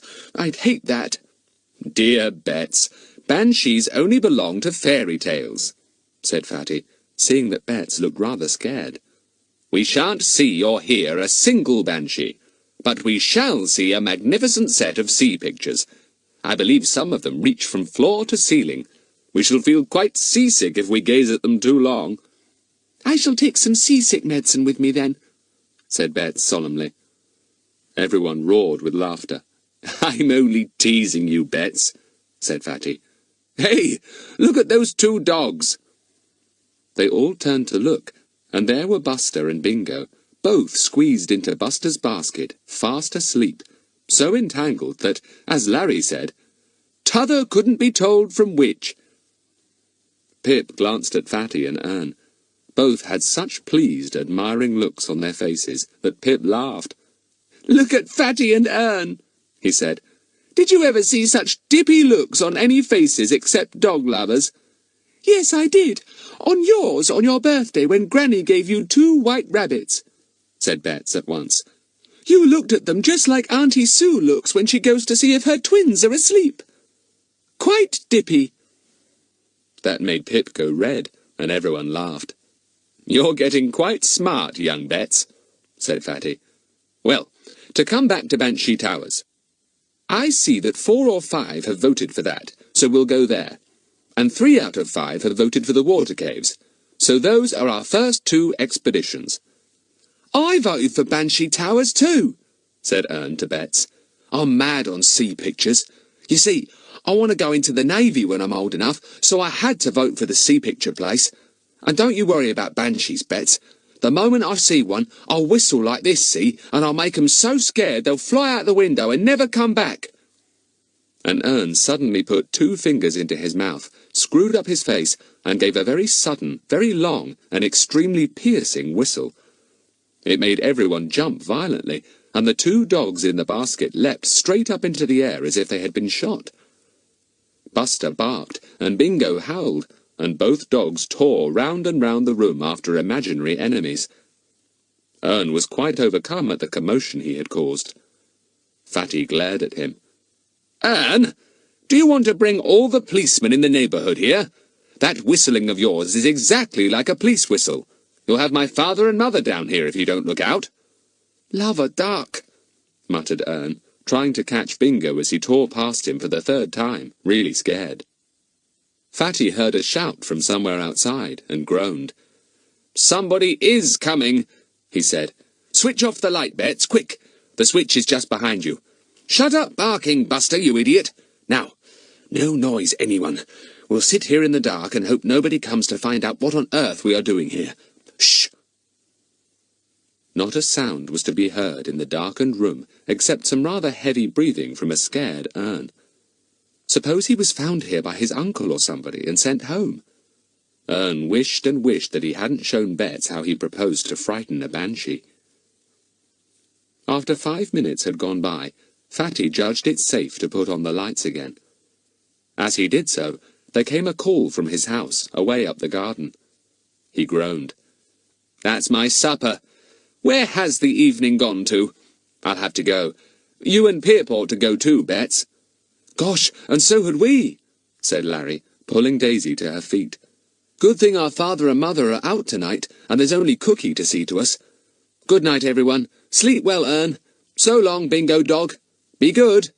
"Ruff," said Bingo, pleased to hear his name. He accompanied everyone to the door, his tail wagging 19 to the dozen. The 2 dogs gave each other a quick lick, and Buster trotted up the garden with Fatty. Ern was left alone in the shed. He was astonished to hear Bingo growling softly 20 minutes later, and horrified to hear soft footsteps coming to the door. His heart sank. Was it his uncle coming to fetch him? But how could he possibly know where he, Ern, was? The door opened, and a torch shone in, lighting up the darkness in which Ern sat. Ern trembled and shook, feeling most alarmed. "Ern, it's me, Fatty. I've come to bring you some supper, and to tell you there's a torch in the table drawer if you want to see, to eat, or to read. I won't be able to come down again to the shed tonight, so good night and sleep well. I'll bring you some breakfast in the morning." "Caw, thanks. You're a wonder, Fatty," said the grateful Ern, and took the tray that Fatty handed him. "There's a bone for old Bingo from Buster," said Fatty, giving him a paper bag. "So long, Ern. See you tomorrow." "So long," said Ern gratefully, and sat down to eat a nice piece of fried fish, mashed potatoes and greens. He gave the bone to Bingo, who was thrilled. He made such a noise gnawing it that Ern felt sure it could be heard for miles around. "Bingo, old dog, are you enjoying this?" said Ern, when at last he had undressed and slipped under the rug that Fatty had left for the camp bed. "Come on under the rug with me. We'll keep each other warm. That's right. Snuggle down. Good night." "Good night, Ern and Bingo. You're quite safe, though somebody has peeped in at the window and knows you are there. Don't worry, it was only the black cat next door, and she fled as soon as she saw Bingo. Sleep tight." Chapter 6. Off to Banshee Hill. Ern had a happy but very restless night. Bingo kept imagining that he heard rats running around outside the shed, trying to get in, and leapt on and off the camp bed every few minutes, rushing to sniff round the corners of the shed, his long tail waving in excitement. "Bingo, I'd much rather have rats nibbling my toes than you jumping off and on my tummy all night long," said Ern at last. "For goodness sake, come and lie down." Tired out at last, Bingo cuddled under the rug and fell asleep. Ern put an arm round him and went to sleep too, dead to the world until morning. He awoke to hear a stealthy knocking on the door, and flew out of bed to open it. Fatty was there. Good old Fatty, his pockets bulging. Buster was with him, and immediately went to rub noses with Bingo. "Hello, Ern," said Fatty, pushing his way in quickly to prevent the excited Bingo from rushing out. "Got to be a bit careful. The gardener's here this morning, and he'd better not see you in the shed. He might tell Mr. Goon." "I'll be very careful then," said Ern, as Fatty pulled a hastily wrapped packet from one pocket and some apples from another. "Here you are, Ern," he said. "Best I could do for the moment. I didn't dare to take too much from the larder, but there were plenty of eggs, so that was something. How's old Bingo? Was he good last night?" "Well, he seemed to be hunting round for rats for hours," said Ern, unwrapping the packet Fatty gave him. "Caw! Hard-boiled egg sandwiches? Smashing! And 2 buttered rolls, with honey inside. Oh, you're a brick, Fatty, straight you are." "You'll find some little bottles of lemonade in that cupboard," said Fatty, "and an opener too. I daren't bring you a pot of tea. Mummy would start asking questions." Ern sat happily munching his egg sandwiches, a glass of lemonade beside him, with Bingo sitting expectantly at his feet. Buster went sniffing at the bottom of a second cupboard, and Fatty laughed. "He knows a packet of his biscuits is kept there, and he wants to give old Bingo some," said Fatty, getting up. "Am I right, Buster, old thing?" "Woof!" said Buster, dancing round excitedly, his tail wagging. Bingo joined him, having heard the word biscuits. Soon he and Buster were amiably sharing a packet, crunching up the biscuits in delight. Buster was overjoyed to have Bingo to play with. He suddenly went completely mad and began to rush round and round the room at top speed, barking wildly. Bingo joined him, and the 2 boys hurriedly leapt out of the way. "Shut up, Buster," said Fatty. "Don't do your racehorse gallop in here. Gosh, there goes the lemonade. Buster, have you gone completely mad?" "Bingo! Oh, my goodness, he's got hold of the rug now," said Ern. "He'll tear it to pieces. Look at them having a tug-of-war. Fatty, you'll have to take Buster away. They'll wreck everything." A cautious knock came at the door, and the 2 dogs left their play and rushed to it, barking madly. "Come in!" yelled Fatty. "Mind the dogs!" It was little Bets, come to bring Ern a packet of food. Ern gave her a hug and opened the packet. Bets had made him some potted meat sandwiches, and brought him 2 currant buns as well. "And next time I come, I'll try and bring a pot of jam," she said. "Oh, look at Bingo. He's sitting up and begging. Did you teach him that, Ern?" "No," said Ern in surprise. "Perhaps Buster did." "Good, Bingo, good. You can stop begging now. Those sandwiches are for me." "I brought Bingo a ball," said Bets, feeling in her coat pocket. "Here, Bingo, catch!" The ball game became very boisterous, as Buster also joined in, and soon chairs went flying, and rugs slithered about. In the middle of it, Fatty's mother looked in at the door. "Whatever is going on?" she said. "I knocked, Frederick, but there was such a noise I suppose you didn't hear." "Why, Anne, you here already? You're very early. How is your uncle, Mr. Goon?" Anne was rather taken aback. He has a bit of a cough," he said. "Dear, dear, I hope he didn't cough all night, poor man," said Mrs. Trottville. "I don't know. I didn't hear him coughing at all," said Ern truthfully. "You and Bets are here very early today," said Fatty's mother. "Is there a meeting, or are you going out together or something?" "Yes, Mummy, yes, we're all going off on an expedition," said Fatty hastily. "We shall be starting pretty soon. Any chance of sandwiches for Ern and me?" "I'll tell cook," said Mrs. Trottville, and disappeared up the garden path, much to everyone's relief. Fatty frowned at Buster. "It was your silly barking and Bingo's that made Mummy come and see what was going on," he said. "Sit! And you too, Bingo! Sit!" Buster promptly sat, looking up at Fatty with pricked ears. Bingo took one look at him and did the same. "And now, not another bark out of you, see?" said Fatty to Buster. and Ern pointed his finger at Bingo and said exactly the same. Bets giggled. They look like two naughty little boys. And do look, Bingo is putting his tongue out at you, Ern. Sure enough, Bingo's tongue was lolling out of his open mouth as he sat panting on the rug. His bright eyes were fixed lovingly on Ern. Couple of idiots, said Ern, very proud of his dog. Now just keep sitting till we say you can get up. Look, said Fatty, I rather think we'd better set off on this first expedition of ours this morning, as I've said we were going. Bets, go and round up Pip and Larry and Daisy, will you? Tell them to be here in half an hour with bicycles, sandwiches and drinks. Right, Fatty, said Bets happily, and off she went. An expedition all together to Banshee Towers. It really would be fun. In just over half an hour, everyone was ready. Pip came with Bets, Larry with Daisy, all on their bicycles. Now, how could they get Ern's bicycle too? It was in the shed at Mr. Goon's. Uncle will be at the police station by now, said Ern. I could nip by and get it. All right, but for goodness sake, don't get caught, said Fatty. Ern shot off and ran all the way to Mr. Goon's house. He went to the woodshed, opened it, and was thankful to see his bicycle still there.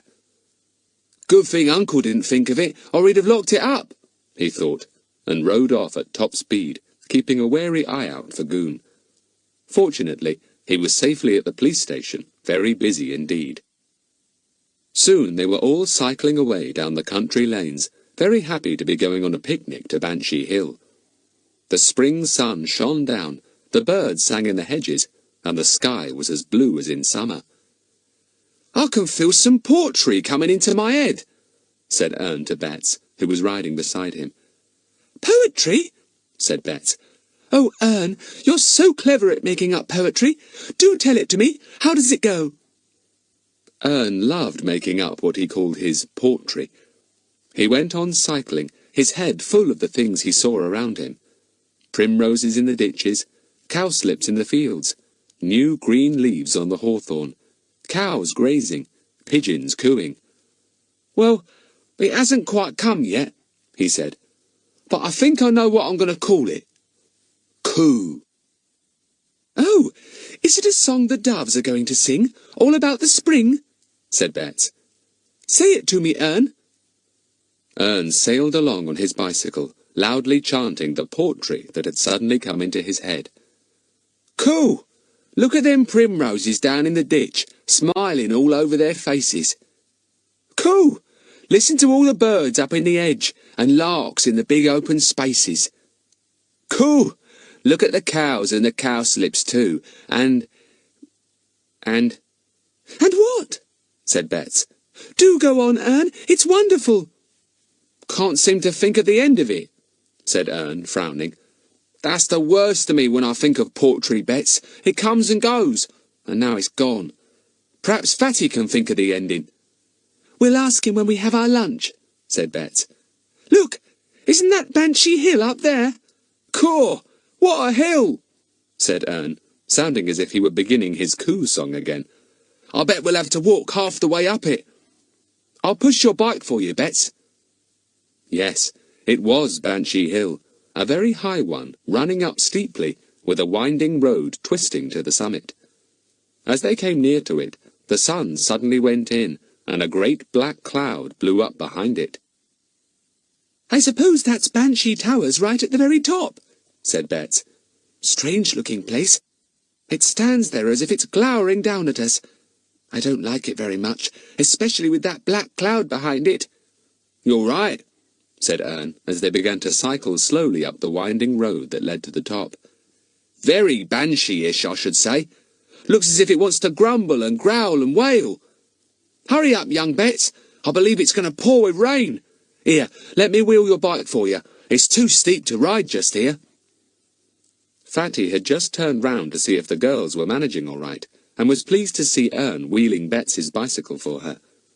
Ern might be rough and ready sometimes, but he had very nice ways, thought Fatty. He called to Daisy. Want any help, Daisy? No, I'm all right, said Daisy, panting. I just hope we get to the top before it pours. Hey, that looks a pretty grim place up on the hill, doesn't it? Yes, more like an old fortress than anything, shouted back Fatty. Look at the 2 dogs. We've left them far behind. Never mind, they'll catch us up sometime. They arrived at the gloomy old place at last, and stacked their bicycles in a convenient shed. Then they made their way to the entrance. "This way to the Wailing Banshee," said Larry, grinning at Daisy and Bets. "Make ready to run for your lives." "Idiot," said Fatty, seeing Bets's alarmed face. "I'll make you run for your life if you say any more, Larry. Come on, we have to pay to go in, so cough up." Chapter 7. Inside Banshee Towers. "How much to go in, please?" asked Fatty. The dour-looking man behind the turnstiles told them. "Phew, that's rather a lot for us children to pay," said Pip. "Don't we get in for half price?" "You do not," said the man, looking at them severely over the top of his spectacles. "Do you charge for dogs?" asked Fatty. "No, they are not allowed in here," said the man. "Anyway, you haven't any dogs with you?" "We seem to have lost them," said Fatty. Do you charge for cats? I can see one sitting in your office." "And what about horses?" said Larry, joining in. "Any objection to horses or a sheep or two?" "No horses and no sheep," said the man. "And no silly children either, so be careful if you want to go in, see?"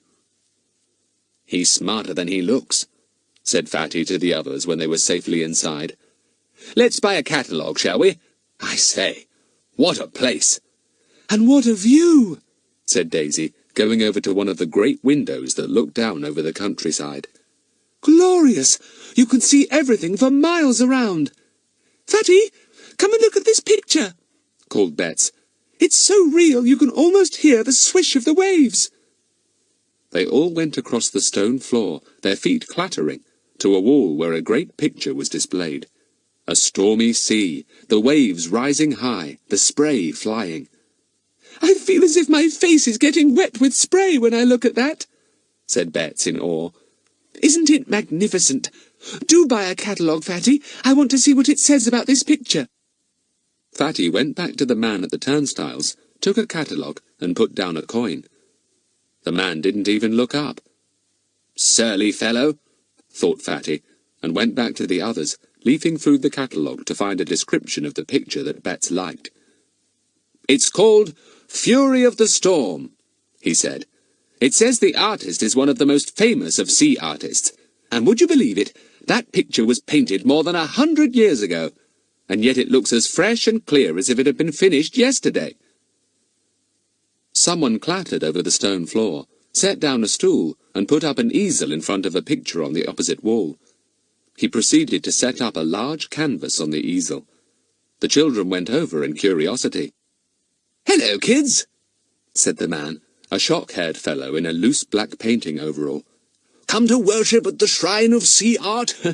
Mind you don't bump into the Banshee. It wails 1 day a week, you know, so you may hear it." "I don't want to," said Bets at once. "Anyway, there isn't a Banshee. It's just imaginary." There was further clattering, and 3 more artists came in, carrying easels. They set themselves down in front of various pictures. Fatty stared in surprise. "Are you copying the pictures?" he asked the man beside him, who was now sitting on a stool, mixing colours on a palette. "Yes, we all belong to a school of art," said the man. "Those who are good enough are sent here to copy these pictures for practice. We can sell them all right afterwards, you know." Bets looked at the picture on the man's easel. It didn't seem very good to her. "You haven't painted that wave the right colour," she said, pointing. "Well, alter it for me," said the man, offering her an enormously long paintbrush. "Oh, I couldn't," said Bets. "See that fellow over there?" said the man, pointing with his brush. "Well, he's the best of the lot. He doesn't belong to our art school, though. You go and see his work. Better than the original artists, I sometimes think. They went over to look at the picture the other man was copying. He sat in front of a lovely seascape that shone on the wall opposite the man. It was a picture of a blue sea swirling round the bottom of a high cliff, tumbling over the rocks. On his big canvas, he was reproducing a marvellous copy. He scowled at the children. Allez-vous-en, he growled. That's French for go away, Betts whispered to the surprised Ern. We'd better go. But Ern wouldn't move. He stood staring at the picture on the wall, his face full of wonder and awe. To think anyone could paint the sea like that. Why, it was real. You could almost hear the wind and the roar of the waves. You could feel the spray and... Wake up, Ern, said Larry. You'll shout for a lifeboat if you look at that picture any more. It's smashing, said Ern. Absolutely smashing. Wish I could paint. Gosh, if I'd painted that picture there, I'd never do anything but sit and look at it all day long. The French artist who was copying the picture suddenly lost his temper as Ern breathed heavily down the back of his neck. He leapt up and hissed at Ern with a long string of what sounded like complete gibberish. Come on, we've upset the fellow, said Fatty, seeing the alarm on Betts's face. Sorry. Ern, come with me. Ern! But Ern was still staring at the picture on the wall. Fatty and Larry took him firmly by the arms and led him to the opposite side of the great hall where other pictures were. Ern and Betts could have stayed there all day, staring at the pictures. There seemed to be some magic about the seascapes that appealed to each of them in a way that the others did not feel. Soon they left Betts and Ern to themselves and wandered into the other rooms. Here there was old armour on the walls and old weapons in cases. The four examined them with much interest, and Fatty longed to take down a great old pike from the wall and caper about with it. I don't see why we shouldn't have our picnic in here, do you? Said Larry, looking out of one of the great windows. That enormous black cloud is now pouring down sheets of rain. We can't picnic out of doors. We needn't make any mess at all, and we'll take all our litter home with us. I bet that bad-tempered fellow out at the turnstile won't let us stay, said Fatty. What's it to do with him? Said Larry. We've paid, haven't we? Anyway, I'm really hungry. Gosh, was that thunder? It was. The children felt all the more determined to stay in Banshee Towers for shelter and have their lunch there. Ern was longing to, not because of the lunch, but because of the pictures. He simply could not take his eyes off them.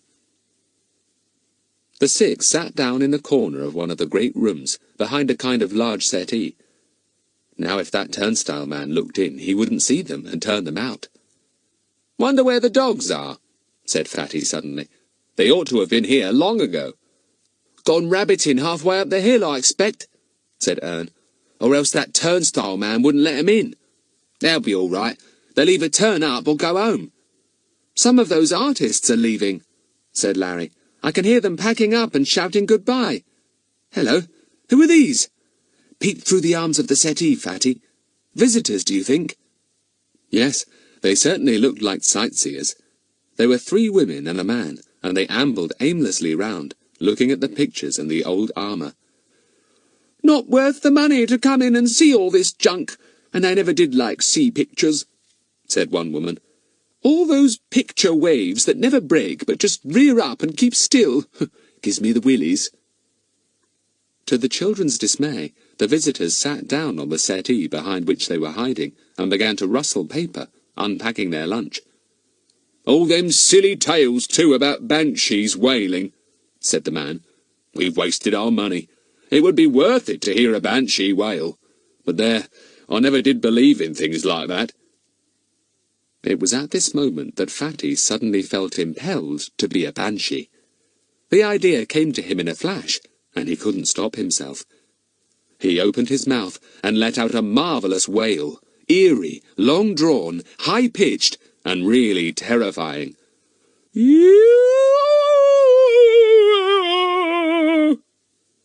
The man and the 3 women leapt up from the settee as if they had rockets under them. One of the women screamed, and then they all four fled at top speed to the door and out into the great hall to the entrance where the turnstiles stood. Not only the visitors jumped almost out of their skin. Larry, Daisy, Pip, Betts, and Ern jumped too, and clutched in fright at one another, when the eerie wail echoed round them. Larry realized almost at once that it was Fatty, and he gave him a very hard punch. Idiot! What did you do that for? I almost died of fright. Look at poor Betts. She's trembling. Fatty, overcome with laughter and shame at one and the same time, couldn't say a word. Gradually the others joined him in laughter, and the six of them rolled about, trying not to laugh too loudly. Oh, their faces! groaned Fatty. Oh, what made me do it? I'm awfully sorry, but it just sort of came over me. Oh, how they skedaddled! And your faces too! Oh, I must laugh again. I've such a stitch in my side. I bet any artists left skedaddled too, said Pip, wiping his eyes. You're a horror, Fatty. The things you think of. Honestly, if it had been a real banshee wailing, it couldn't have done it better. I do think...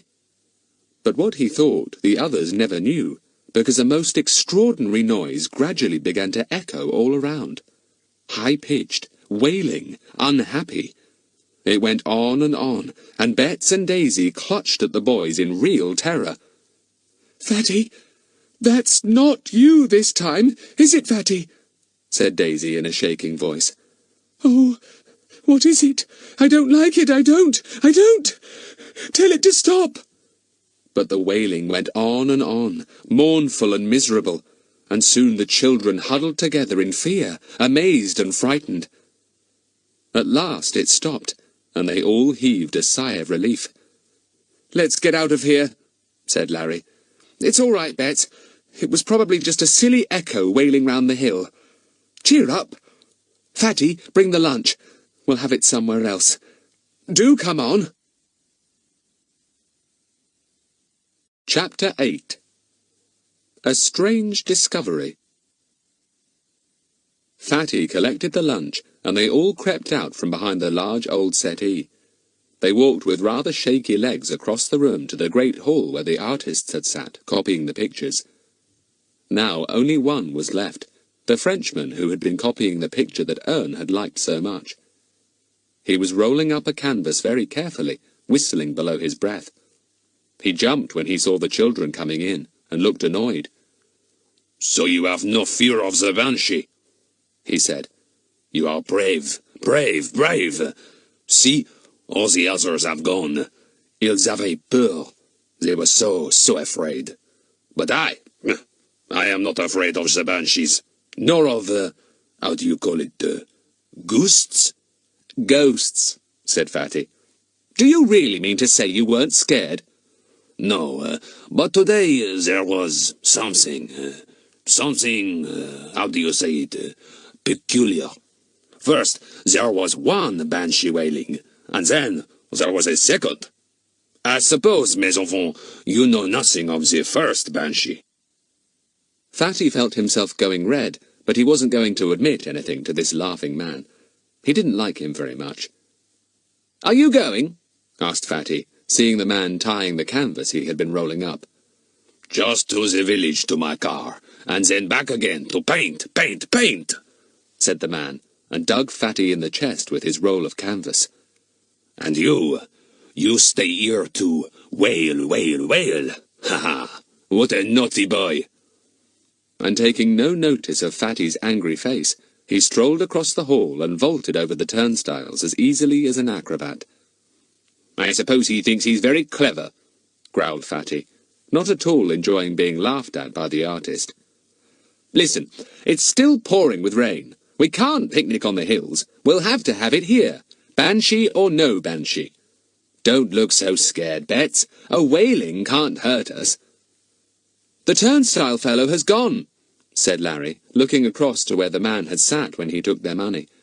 "Gone to have his lunch, I suppose. Well, we should be pretty safe in this hall. Come on, let's eat something. We'll feel better then." So they went over to where a great wooden seat stood beside an old oak table. Fatty unpacked the lunch, and soon they were all sitting down, eating it, surprised to find that they were so hungry after their fright. Ern, tell Fatty your poem, said Bets suddenly, seeing a piece of paper sticking out of Ern's pocket, and feeling certain that Ern had managed to find time to write down his poem. Poem? Said Fatty, surprised. Have you been going in for poetry again, Ern? Well, Fatty, it's only a silly sort of poem, said Ern, blushing. I've called it Coo. Ah, it's about doves or pigeons then, is it? Said Fatty. Cooing. Well, not exactly that sort of coo, said Ern anxiously. It's really the sort of coo you say when you're surprised like. I've got it written down here. I must say, I feel like writing a poem about the sea too, after seeing all those sea pictures. You're a wonder, Ern, said Fatty, and meant it. Come along, where's this poem?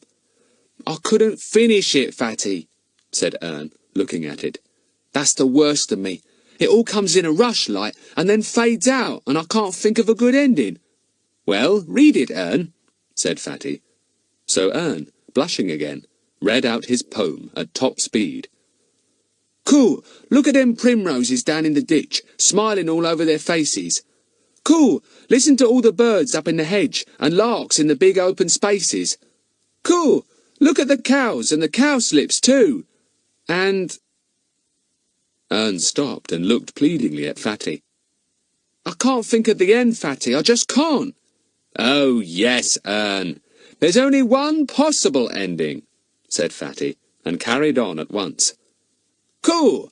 Look at the cows and the cowslips too, and the lions so dandy and yellow, and the cups full of butter for me and for you, and hark where the bulrushes bellow. Coo! Look at the runner beans, how fast they go, and... By this time, the others were laughing so much that Fatty had to stop for breath and laugh too. Ern stared at him in admiration. How do you do it, Fatty? He asked solemnly. Takes me ages to think of even one line, and you just go rattling on and on. Cool, I'd never have thought of that line, look at the runner beans, how fast they go. That's very funny, Fatty. Dear old Ern, your lines are poetry and mine are not, said Fatty, clapping him on the back. Yours are all just a bit too cooey, that's all. Coo isn't a good word for poetry, unless it's said by a dove. You're a wonder, you are, said Ern, remembering another of Fatty's lines. Lions so dandy and yellow. You meant the yellow dandelions there, didn't you? Honest, Fatty, you're a genius. Let's change the subject, said Fatty, feeling rather a fraud. He could reel off verse without stopping, ridiculous, amusing and clever, and could never think why everyone thought it wonderful. Everybody finished? asked Larry, screwing up his papers. There's a litter basket over there. Hey, said Pip suddenly. What do you suppose has happened to Buster and Bingo? They ought to be here by now, surely. Oh, I expect they turned tail and went home when they got too far behind, said Fatty. They probably lost our trail. We won't see them till we get home. I only hope they are behaving themselves. A sudden, very familiar noise made them all jump. Ruff, ruff. Golly, that sounds like 'em, said Ern in amazement. Where are they? I can't see them anywhere. Ruff, ruff. They're about somewhere, said Fatty, puzzled. But their barks sound a bit muffled. Buster! Bingo! Where on earth are you? A scrabbling noise came from the big fireplace, and the children went over to it at once. An old iron cauldron stood squarely in the middle of the wide hearth, and the barking seemed to come from under there. Fatty lifted up the heavy old thing, and gave a loud exclamation. Oh-ho! What have we here? Look, a neat, round trapdoor. The dogs seem to be under it somewhere. Bets, go and see if there's anyone about whose permission we can ask to pull up the trapdoor. Bets ran to the turnstile and looked all about. There was no one to be seen. She hurried back. No, Fatty, I can't see a soul. I expect the turnstile man is away having his dinner, and the artists haven't come back yet, though they've left their easels here. Right. then we'll have to yank up the trapdoor without permission, said Fatty. Help me, Ern. There was now such a loud and excited barking coming from beneath the trapdoor that it seemed almost as if there might be 6 dogs below, not just 2. How did they get there? said Larry, watching Fatty and Ern heaving up the trapdoor. They can't possibly have got down through the trapdoor, so they must have found a way into the hill and gone up an underground tunnel to Banshee Towers. Oh, a secret passage, said Bets, her eyes shining. Can we go down it? Here she comes, said Fatty, panting hard as he and Ern heaved the trapdoor out of its place. Immediately, the 2 dogs hurled themselves out and fell upon Ern and Fatty in rhapsodies of joy, barking, licking, pawing as if they had gone mad. Steady on, said Fatty, pushing Buster down. Buster, will you kindly tell me how you got here? Ruff, said Buster, dancing about happily. And how did you get here, Bingo? Demanded Ern, whose dogs seemed intent on licking every single inch of his face. Stop it, Bingo! I shall have to borrow a towel from somewhere soon. Keep your tongue in your mouth for a bit. Oh, goodness, there he goes again! Larry was looking down the hole where the trapdoor had been. He took out a small torch from his pocket and switched it on. He gave a sudden exclamation. Look! There are steps cut down from the hearth, almost like ladder steps, going down and down. Where on earth do they go? We might have time to explore a bit, said Fatty, feeling thrilled to see the steps leading down into the darkness. Bets, go and see if we're still the only ones here. Bets ran off and then came back, her face rather frightened. Fatty, the turnstile man is coming up the hill. He's nearly here. Put the trapdoor back, quickly. Ern and Fatty lifted the trapdoor into place and then put the heavy cauldron over it. They were still kneeling down by the fireplace when the turnstile man came in, munching an apple. He gave an angry shout when he saw them. Quick, pretend we've dropped a coin, said Fatty in a low, urgent voice. Look for it, all of you, in the hearth and on the carpet too. Quick! So, when the puzzled turnstile man ran up, they were all apparently hunting feverishly for a lost coin. Must find it, Fatty was saying. Simply must. Money is money. Where on earth did it go? Is that it over there, Bets? Oh, so you've dropped some money, have you? Said the man. Sure that's all you're up to. Let me have a look. And down he dropped on hands and knees too. He gave a sudden shout and picked something up. I've got it. Here it is. And he held up a coin in triumph. Thanks, said Fatty, and held out his hand. But the man laughed in his face and slipped the coin into his trouser pocket. Finding's keeping, he said.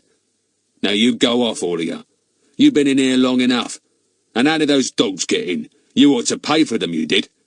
Oh, aren't they your dogs? Said Ern, in such a surprised voice that Bets had to put her hand over her mouth to stop a laugh escaping. My dogs? I should think not. I can't bear 'em, said the man, and made as if he were going to kick Buster.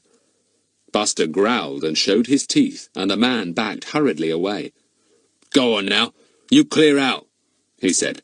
Thursday's my afternoon off, and I want a bit of peace. And very thankfully, the children did clear out and went to fetch their bicycles, the dogs gambolling round. What a bit of luck a coin had been dropped in the hearth sometime by somebody, said Ern as they all mounted. Dear Ern, I dropped it there myself, grinned Fatty. I knew if that fellow found it, as I meant him to, he wouldn't worry about the trapdoor any more. Come on now, home everyone. Home, Buster. Bingo. Home. Chapter 9. Home again, and a good long talk. Well, that was a rather surprising expedition, said Fatty, when they were all well away from Banshee Towers. I feel we have quite a lot to think about. The wailing of the Banshee, I don't mean my wailing, of course, that wasn't a patch on the old Banshees. My word, she could wail all right. Don't remind me of it, said Bets with a shudder. I just want to put Banshee Towers behind me and ride away home down this hill as quickly as I can. And then there was that trapdoor in the hearth, said Larry, and the puzzle of how on earth the dogs arrived underneath it. And I didn't like the look of that turnstile man at all, announced Daisy. I thought he looked like a villain. Oh, not as bad as that, said Pip. He just looked bored and bad-tempered. And I must say, I would too if I had a turnstile job on the top of a cold hill in a place where banshees wailed. I'd like to get home and talk about it, said Larry. I don't know what you think, Fatty, but it all seems pretty weird to me. A bit of a mystery, you mean? Said Fatty. Well, it's about time that the 5 find-outers had a good juicy mystery to solve, isn't it? Oh, yes, said Pip in delight. We've never had one with banshees in before. Well, I could do without banshees, really, said Betts. What about telling the superintendent? You know, Mr. Jenks. He might... Betts, we really can't tell him silly stories of banshees, said Fatty. They don't really exist, you know. They... All right. Well, what was it that we heard this afternoon? Said Betts. I don't care what its name is. It was as bad and weird and horrible as any banshee, so there. You're right, Betts. It was pretty awful, said Pip. I didn't like it myself. Real or unreal, that banshee is most mysterious. Look out now, we're coming to a very steep bit. Go as slowly as you can all the way, in case your brakes are weak. Away down the hill they sailed in a long line, the 2 dogs galloping manfully, or dogfully, as Bet said, after them. What a day they had had, and how they all longed to be down in Fatty's workroom and talk about it, and make plans to solve yet another mystery. Betts shivered with excitement. There always seemed to be a mystery of some sort when Fatty was around. Everyone was glad to be in Fatty's cosy workroom, especially the 2 dogs, who were quite tired out with their long run. Buster flopped down in his basket, panting, and Bingo fell on top of him, too tired to play. In half a second, they were sound asleep. One great basketful of dog, said Betts, smiling. I'm glad they're such friends. It's nice for Bingo to have a friend like Buster. You know, well brought up like, said Ern. I want Bingo to have good manners. He'll learn from old Buster. Real copycat, Bingo is. No, no, said Fatty gravely. There you make a mistake, Ern. Not a copycat, surely. A copy dog. Ha ha, funny joke, said Pip, who was tired and not in the mood for Fatty's quips. I'm thirsty, said Larry. Any orange squash, Fatty? Plenty in my cupboard, said Fatty. And glasses, too. And there's some chocolate somewhere. Hurry up and get what you want. I'm longing to discuss the strange happenings of this morning. You know, I think something's going on up there. Up where? Asked Ern. Banshee Hill, idiot, said Fatty. 2 things puzzle me. That banshee wail, and the hole under the hearth where that cauldron stands. Well, what's puzzling about the banshee wail? Asked Betts. You said that's what banshees did. Wail and howl and cry. Yes, but you heard what that artist in the black overall said, went on Fatty. He said that the banshee only wailed 1 day a week. Well, why only 1 day? Perhaps banshees only do wail 1 day a week, suggested Daisy. I mean, all that awful wailing must be a terrible strain on the throat. I bet your throat felt sore after you'd wailed at the top of your voice. You sound a bit husky to me. Well, I'm not, said Fatty. I could wail like that for half an hour or more and not feel husky. For goodness sake, don't do anything of the sort, said Larry. You'd have the fire brigade here, and the police, and every doctor in the place. Do come back to the point, Larry, said Fatty. Why does the banshee only wail once a week? There can't be a real banshee there. There aren't such things. It must be somebody faking one. But why? For fun, said Betts. Yes, but why on a certain day? Persisted Fatty. What on earth does it matter? Said Pip, getting tired of the subject. It can wail every day of the week for all I care. Pip, you should have a more alert, inquiring mind, said Fatty solemnly. You know, that's a fake banshee, and I'd jolly well like to find out who's working it and how, and why. I don't want to go up that hill again, said Bets. "I loved the pictures, but I hated the wailing." "Don't worry, Bets, you needn't go. But I'm going," said Fatty. "I'm going tomorrow. I tell you, I smell a mystery." "Well, you must have the most powerful nose anybody ever had," said Larry. "All I can smell is that oil stove smoking. I suppose your nose is too high and mighty to smell ordinary things like that. Turn down the wick, Ern, you're nearest." Ern turned down the wick carefully. "Fatty," he said, "could I come with you if you go to Banshee Hill tomorrow? Not to mess about in a mystery, though, just to see those sea pictures again, especially the one with the high cliffs and the blue sea swirling round it." "Oh, the one the French artist was copying," said Fatty. "Yes, that was a beauty. All right, Ern, you can come with me. You'll be company. And while you stand and gloat over the pictures, I can do a little snooping. It's just as well I should have someone with me who is obviously there to see the pictures." "Oh, thanks, Fatty," said Ern. "I hope that banshee doesn't come wailing round me, though." "It only wails once a week, Ern," said Fatty. "I'll eat my cap if it wails tomorrow. I'm pretty certain it has its set day for some reason or other." "Look, we'd better go, Daisy and I," said Larry, getting up in a hurry. "Gosh, I'd quite forgotten our granny is coming to tea. Hurry up, Daisy, for goodness sake. We're going out for the day tomorrow, Fatty, so we won't be seeing you. So long." They shot out of the shed door, and the others heard them racing up the garden. Pip stood up then and yanked Bets to her feet. "Come along, Bets," he said. "You look half asleep. Telephone us, Fatty, when there's a meeting again." "I should think Bets is tired out with the long bicycle ride," said Fatty, giving Bets a hug. "Goodbye, Bets, and don't dream of banshees tonight." "I hope I'm not being a nuisance to you, Fatty," said Ern when the others had gone. "Staying here in your shed." No, of course you're not a nuisance, Ern," said Fatty. "Hello, who's this coming?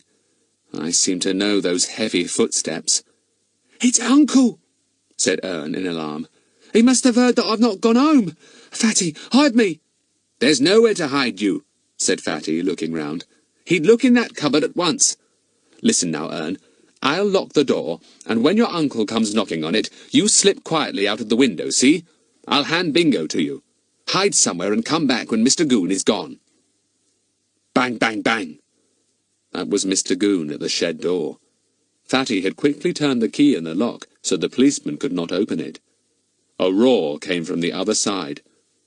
"Frederick Trotville, you open this door.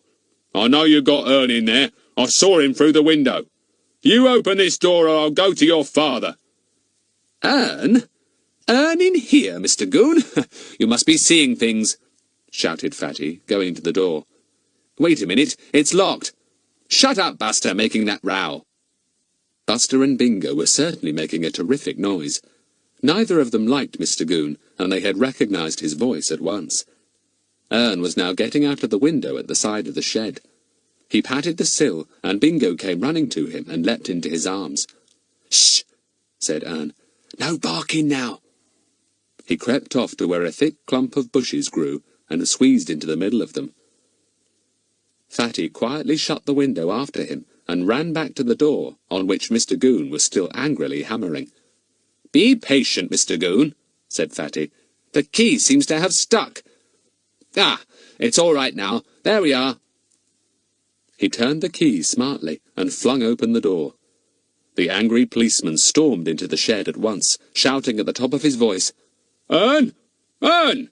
You come along with me. You never went home. You disobeyed me. You just wait and see what—" But Mr. Goon didn't finish what he had to say, because Buster flung himself on him with enormous delight, trying to nip his ankles through the thick trousers. "Gah!" said Mr. Goon, kicking out. "That dog again! Where's Ern? I saw him, I know I did." "Well, have a good look round, Mr. Goon," said Fatty politely. "He may be under that stool, or behind the books in the bookcase, or in the dog's basket. Buster, stop that row." Goon was quite at a loss as he stood staring round the room. He had seen Ern there, he knew he had. It didn't occur to him that Ern had had time to slip out of the window.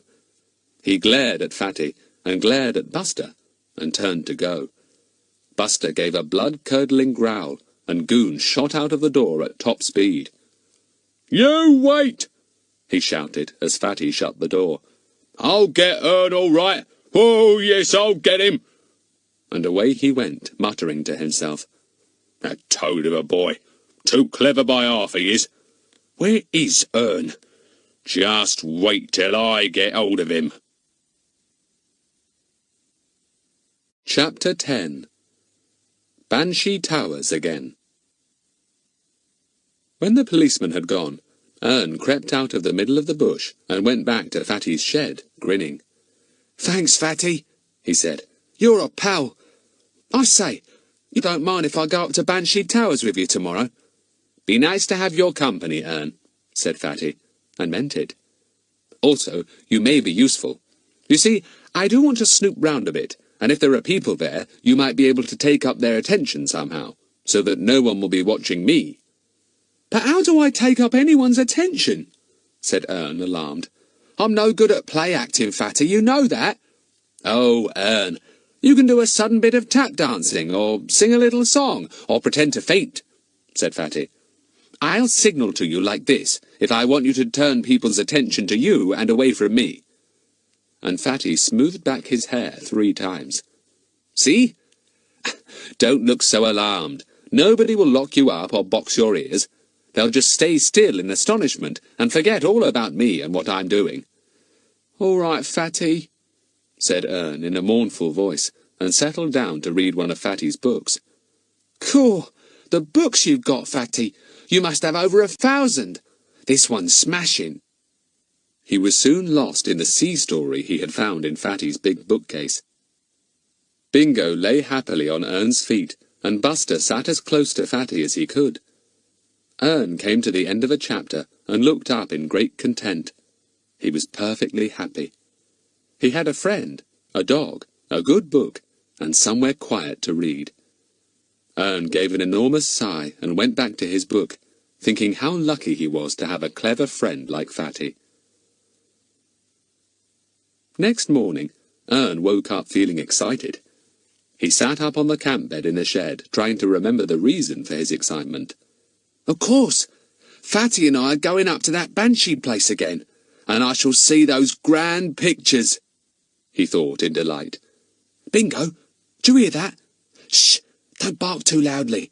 Nobody must know we're here. I've told you that before. Bingo had snuggled down on Ern's feet all night long.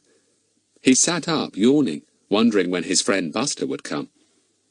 Bingo thought the world of Buster, and copied him in every way he could, even to rubbing his nose with his left paw instead of his right one. He crawled over Ern's knees and gave him a smacking lick on the nose. Then he rolled over to be tickled. Do you know something, Bingo? Said Ern solemnly. Right now, I'm feeling very, very sorry for all those boys and girls who haven't a dog of their own. They just don't know what they're missing. Now then, that's enough licking. Go and fetch me that towel so I can wipe my face. Good dog, then. Clever dog. You understand everything I say, don't you? Now, please take the towel back. Very good, Bingo. Fatty brought Ern some breakfast, and then disappeared to do a few jobs for his mother. I'll be back at 10, and we'll set off, he said. We'll take lunch with us. I'll buy it on the way, because Cook is getting a bit suspicious of the enormous appetite I seem suddenly to have developed. She said this morning that I seem to want enough for 2 people, and she was right. They set off just after 10, and Fatty stopped to buy some sandwiches, new currant buns, and oranges. Bingo thought the world of Buster, and copied him in every way he could, even to rubbing his nose with his left paw instead of his right one. He crawled over Ern's knees and gave him a smacking lick on the nose. Then he rolled over to be tickled. Do you know something, Bingo?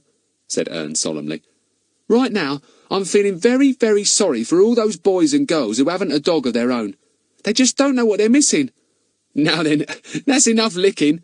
Go and fetch me that towel so I can wipe my face. Good dog, then.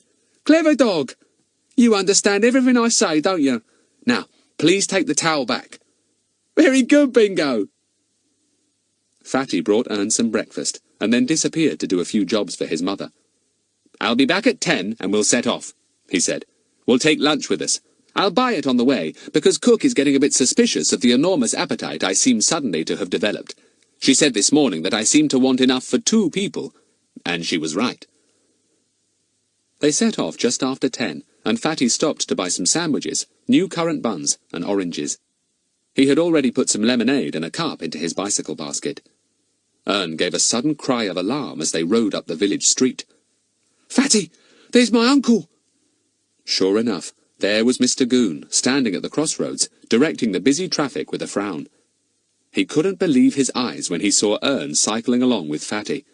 "Stop!" he bawled. "Ern, you heard me! Stop!" But alas, Ern disobeyed the law and pedalled faster than ever, leaving poor Mr. Goon very angry indeed. "Woof!" said a loud voice as they pedalled past Mr. Goon, and Buster suddenly stuck his head out of a wooden box that Fatty had tied to his rear mudguard. Bingo was in a similar box on the back of Ern's bicycle, but he was so much afraid of Mr. Goon that he didn't dare to venture even the smallest bark as he passed him. He didn't want to be plucked away from his beloved Ern by the loud-voiced Mr. Goon. "Good idea to take the dogs with us this way," said Ern. "I reckon it's really too far for them to run all the way there and back. They seem to like the ride, don't they, Fatty? Gosh, I'm enjoying it too." As soon as they were out of the town, Fatty burst into song. "Up the street, on peddling feet, here we go, Ern and I, and a song we sing, with a ting-a-ling-ling, as we both go bicycling by.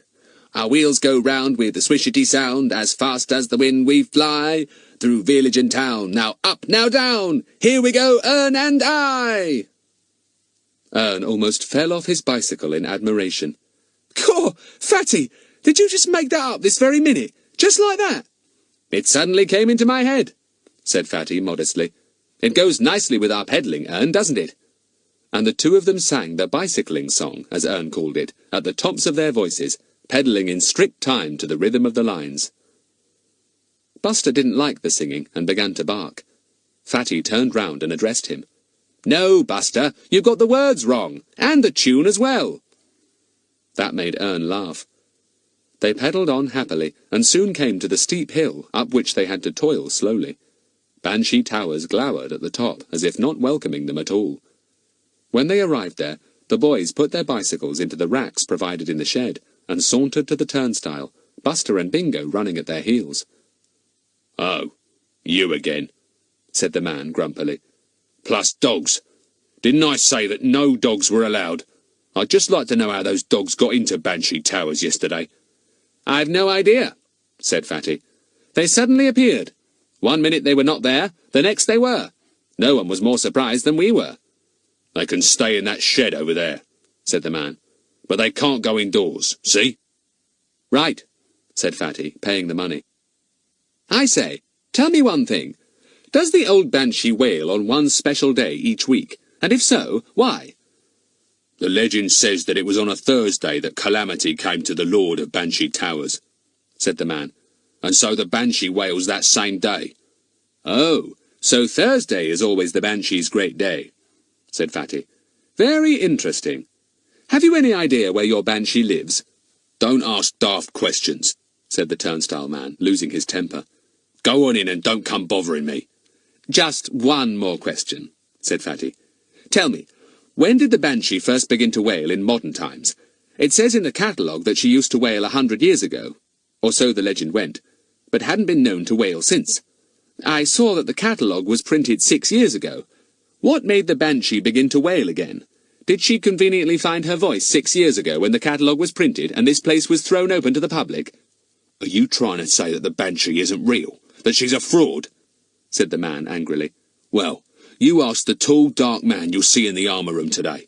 He'll soon put you right. He owns this place, see? And he ought to know about the Banshee, didn't he?"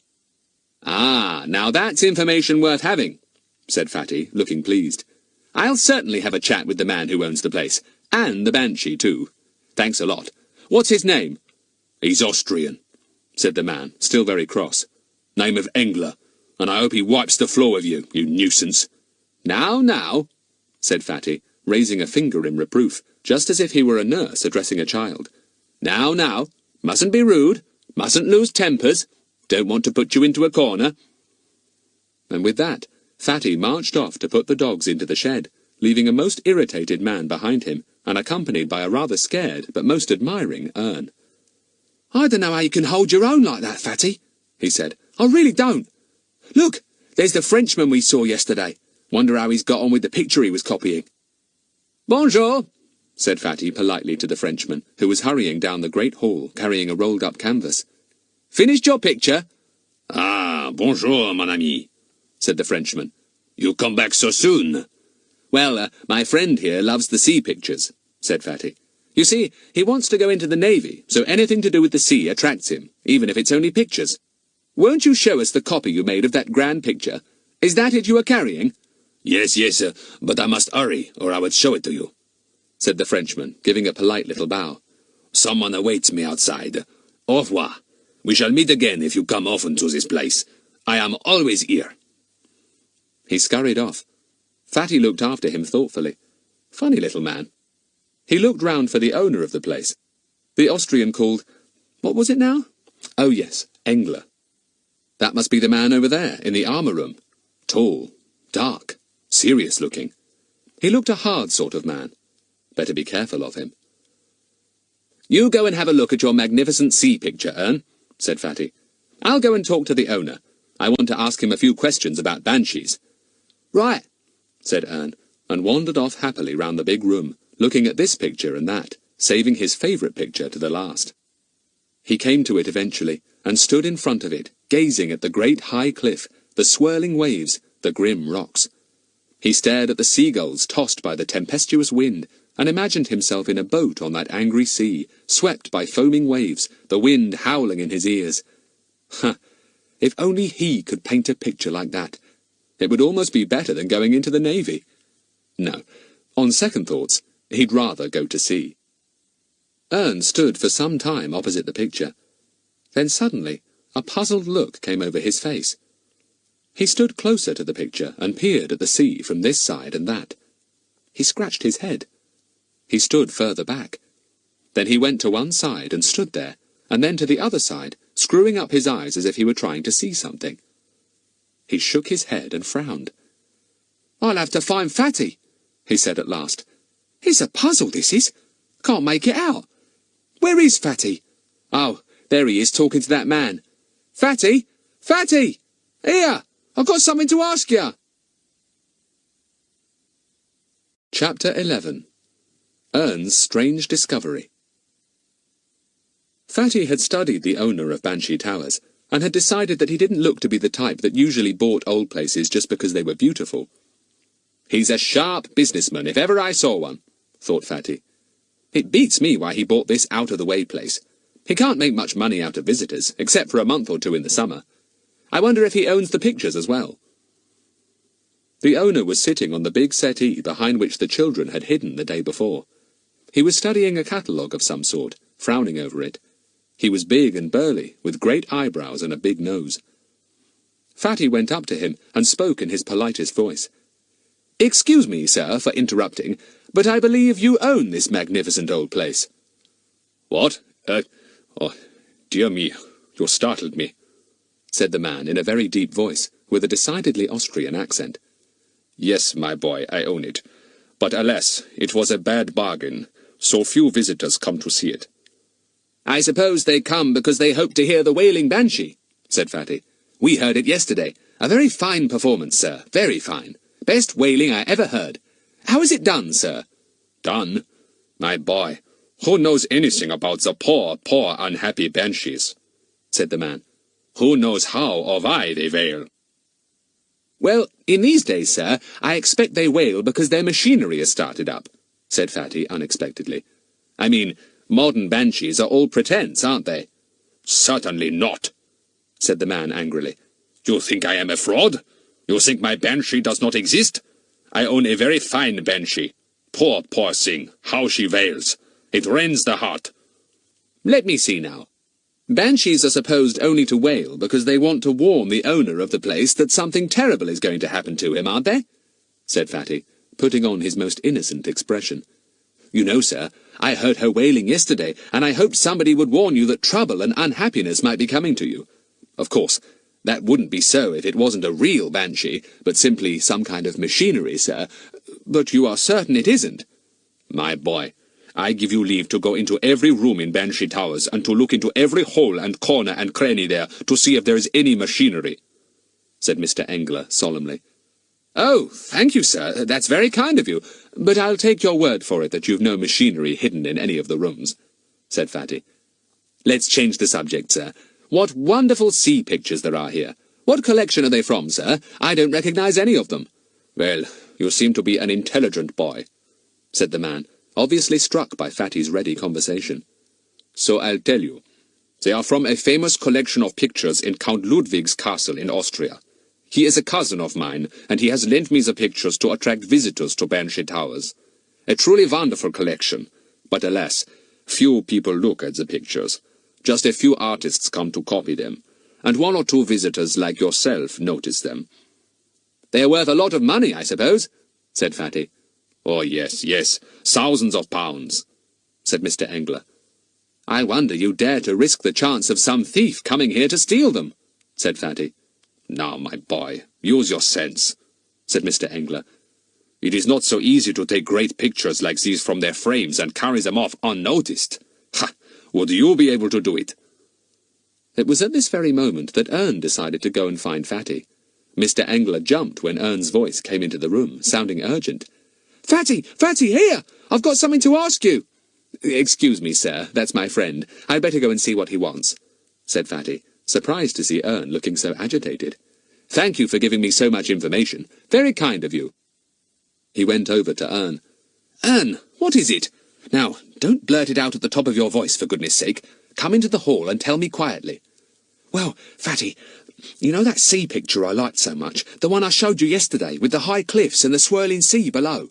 Yes, I remember it quite well. It's still over there, said Fatty, waving an arm towards it. Yes, well, there's something very odd about it today, said Ern, agitated. Come and look. What do you mean, odd? Asked Fatty, surprised, as they came up to the picture. Something's gone out of it, said Ern. Something I noticed particularly yesterday, Fatty. It's not there today. Straight it isn't. Well, what was it? Asked Fatty, exasperated. The picture looks exactly the same to me. Fatty, I promise you I'm telling the truth, said Ern. I promise you. Now look, see that rock there, and the sea swirling up to it, and that wave coming up behind? Well, Fatty, yesterday there was a little red boat painted on that wave, with two tiny sailors in it.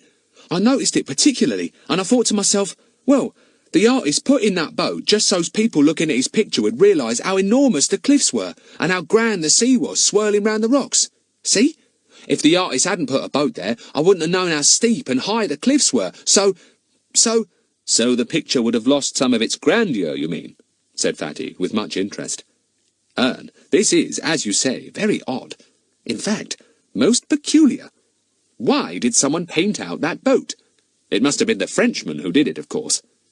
Perhaps he doesn't like boats, said Ern. Maybe he gets seasick. But, Fatty, you can't see any marks where he might have washed the boat off the picture or painted it out with greens or blues. That's what beats me. It certainly is very strange, said Fatty, extremely puzzled. You really are quite sure, Ern, that the boat was there yesterday? Well, Bets was with me when we looked carefully at the picture, said Ern. She liked the painting too. I expect she'd remember the boat all right. We'll ask her. Ern, listen. Don't mention this to anyone. Not to anyone at all, said Fatty. I can't at the moment think why anyone should remove or wash out a boat from a sea picture, but I'd like to think about it before we tell anyone. See? Right, said Ern. Now I'll go and look at some of the others. Maybe all the boats have been removed. But no, those pictures that had boats in them still had their boats, and their clouds, and their waves. Ern could see nothing missing in them, nor could Fatty. Look, there's the Frenchman who was copying the picture yesterday, said Ern suddenly. He's copying that small one over there now. Let's go and ask him if he removed that little boat from the big picture. But before they could get to him, Mr. Engler had gone over to him, and was in close conversation. Then the two men arose and went into the armour room, finally disappearing into a small room beyond. No Banshee whaling today, Fatty, said Ern with a grin, as they walked round the show of sea pictures. Not the right day, said Fatty, and immediately fell into such deep thought that he didn't hear a word of what Ern was saying to him. Not the right day. Why was one special day of the week the right day? Fatty didn't believe in the Banshee, even though he had felt very scared when it had wailed the day before. Ern, I have a feeling I'd like to go and have a look down that trapdoor hole again, he said suddenly. You keep watch for me, see, and give a whistle if you see anyone coming. All the artists are gone except that Frenchman, and as far as I can see, he's having a good heart-to-heart talk with Mr. Engler. Goodness knows what about. I wish I did. He and Ern went into the armour room, and Ern stationed himself in the middle so that he could watch all doors and hear anyone approaching from any direction. Fatty went quietly to the great fireplace. He managed to move the cauldron to one side, and saw the trapdoor underneath as before. He turned to Ern. "Everything safe?" he said, and Ern nodded. Not a footstep was to be heard anywhere coming across the stone floors. Not a voice echoed. Fatty pulled up the trapdoor lid and peered down. Yes, there were the steps leading downwards. To what? To the Banshee, and maybe her machinery. Where was the lower entrance to this passage through the hill, the one the dogs must have found and taken to get up to Banshee Towers and scrabble about under the trapdoor? It must be a very well-hidden one, somewhere on the deserted hillside. Fatty wished he dared to go down the steps and see what he could find, but he might be a long time gone, and he couldn't leave Ern behind, nor did he want to take Ern with him. Neither of them had torches, and it would be dangerous. He heard a sudden hiss from Ern, and stood up at once. There was just time to shut the trapdoor and replace the great iron cauldron, so that the trapdoor lid could not be seen. Just in time. Footsteps sounded in the little room beyond, and voices. Mr. Engler and the artist were coming back. Fatty beckoned to Ern, and the two fled into the hall and then through the turnstiles. The turnstile man was not there, and to Fatty's surprise, he suddenly saw him walking out of the hall entrance with Mr. Engler and the artist. So they are all three buddies, thought Fatty. Well, I don't know what it means, but it means something. I've got to work all this out somehow. It's certainly adding up to a mystery of some sort, but I can't for the life of me see what or why or how. He and Ern went to get the two dogs, who, tired of being in the shed, were whining and pawing at the gate. They barked frantically and joyfully when the two boys came up. They hopped into their boxes on the rear mudguards, and Fatty and Ern were soon sailing dangerously fast down the steep Banshee Hill. "I think I'll call a meeting tomorrow," Fatty said to Ern. "Something's going on up there that I can't make head or tail of. If we get the others to hear what we have to say, and we all talk about it, we might see daylight. Good thing we went up, Ern, or you wouldn't have spotted the missing boat. I'm sure that's a clue to the mystery, whatever it is. But it's just about the most puzzling clue we've ever had. We don't even know what the mystery is, or if the clue really belongs to it. Phew!" Chapter 12. An interesting talk, and a good idea. Fatty telephoned Larry and Daisy that night, and also Pip and Bets. He would not tell them why the meeting was being called, and they all felt rather excited. "Is it a mystery, Fatty? Oh, do say it's another mystery," said Bets. "Have you any clues yet?" "One," said Fatty, "and I don't even know what it's a clue to, or if it is a clue. Tell you all about it tomorrow. Be here at 10, please. Actually, it's a clue Ern found. I didn't even notice it." Just before 10 o'clock, there came knockings on the door of Fatty's workroom. He had lit the stove and had set out a variety of biscuits. As Fatty said, "It's so much easier to talk when you've something to eat as well." In came Larry, Daisy, Pip and Bets, looking eager and excited. Buster and Bingo gave them a most uproarious greeting, and upset the plate of biscuits. "Now listen, you two dogs," said Fatty sternly. "I don't know which of you had the bright idea of upsetting biscuits all over the floor, but I tell you this, not one biscuit do you have till we've finished our meeting.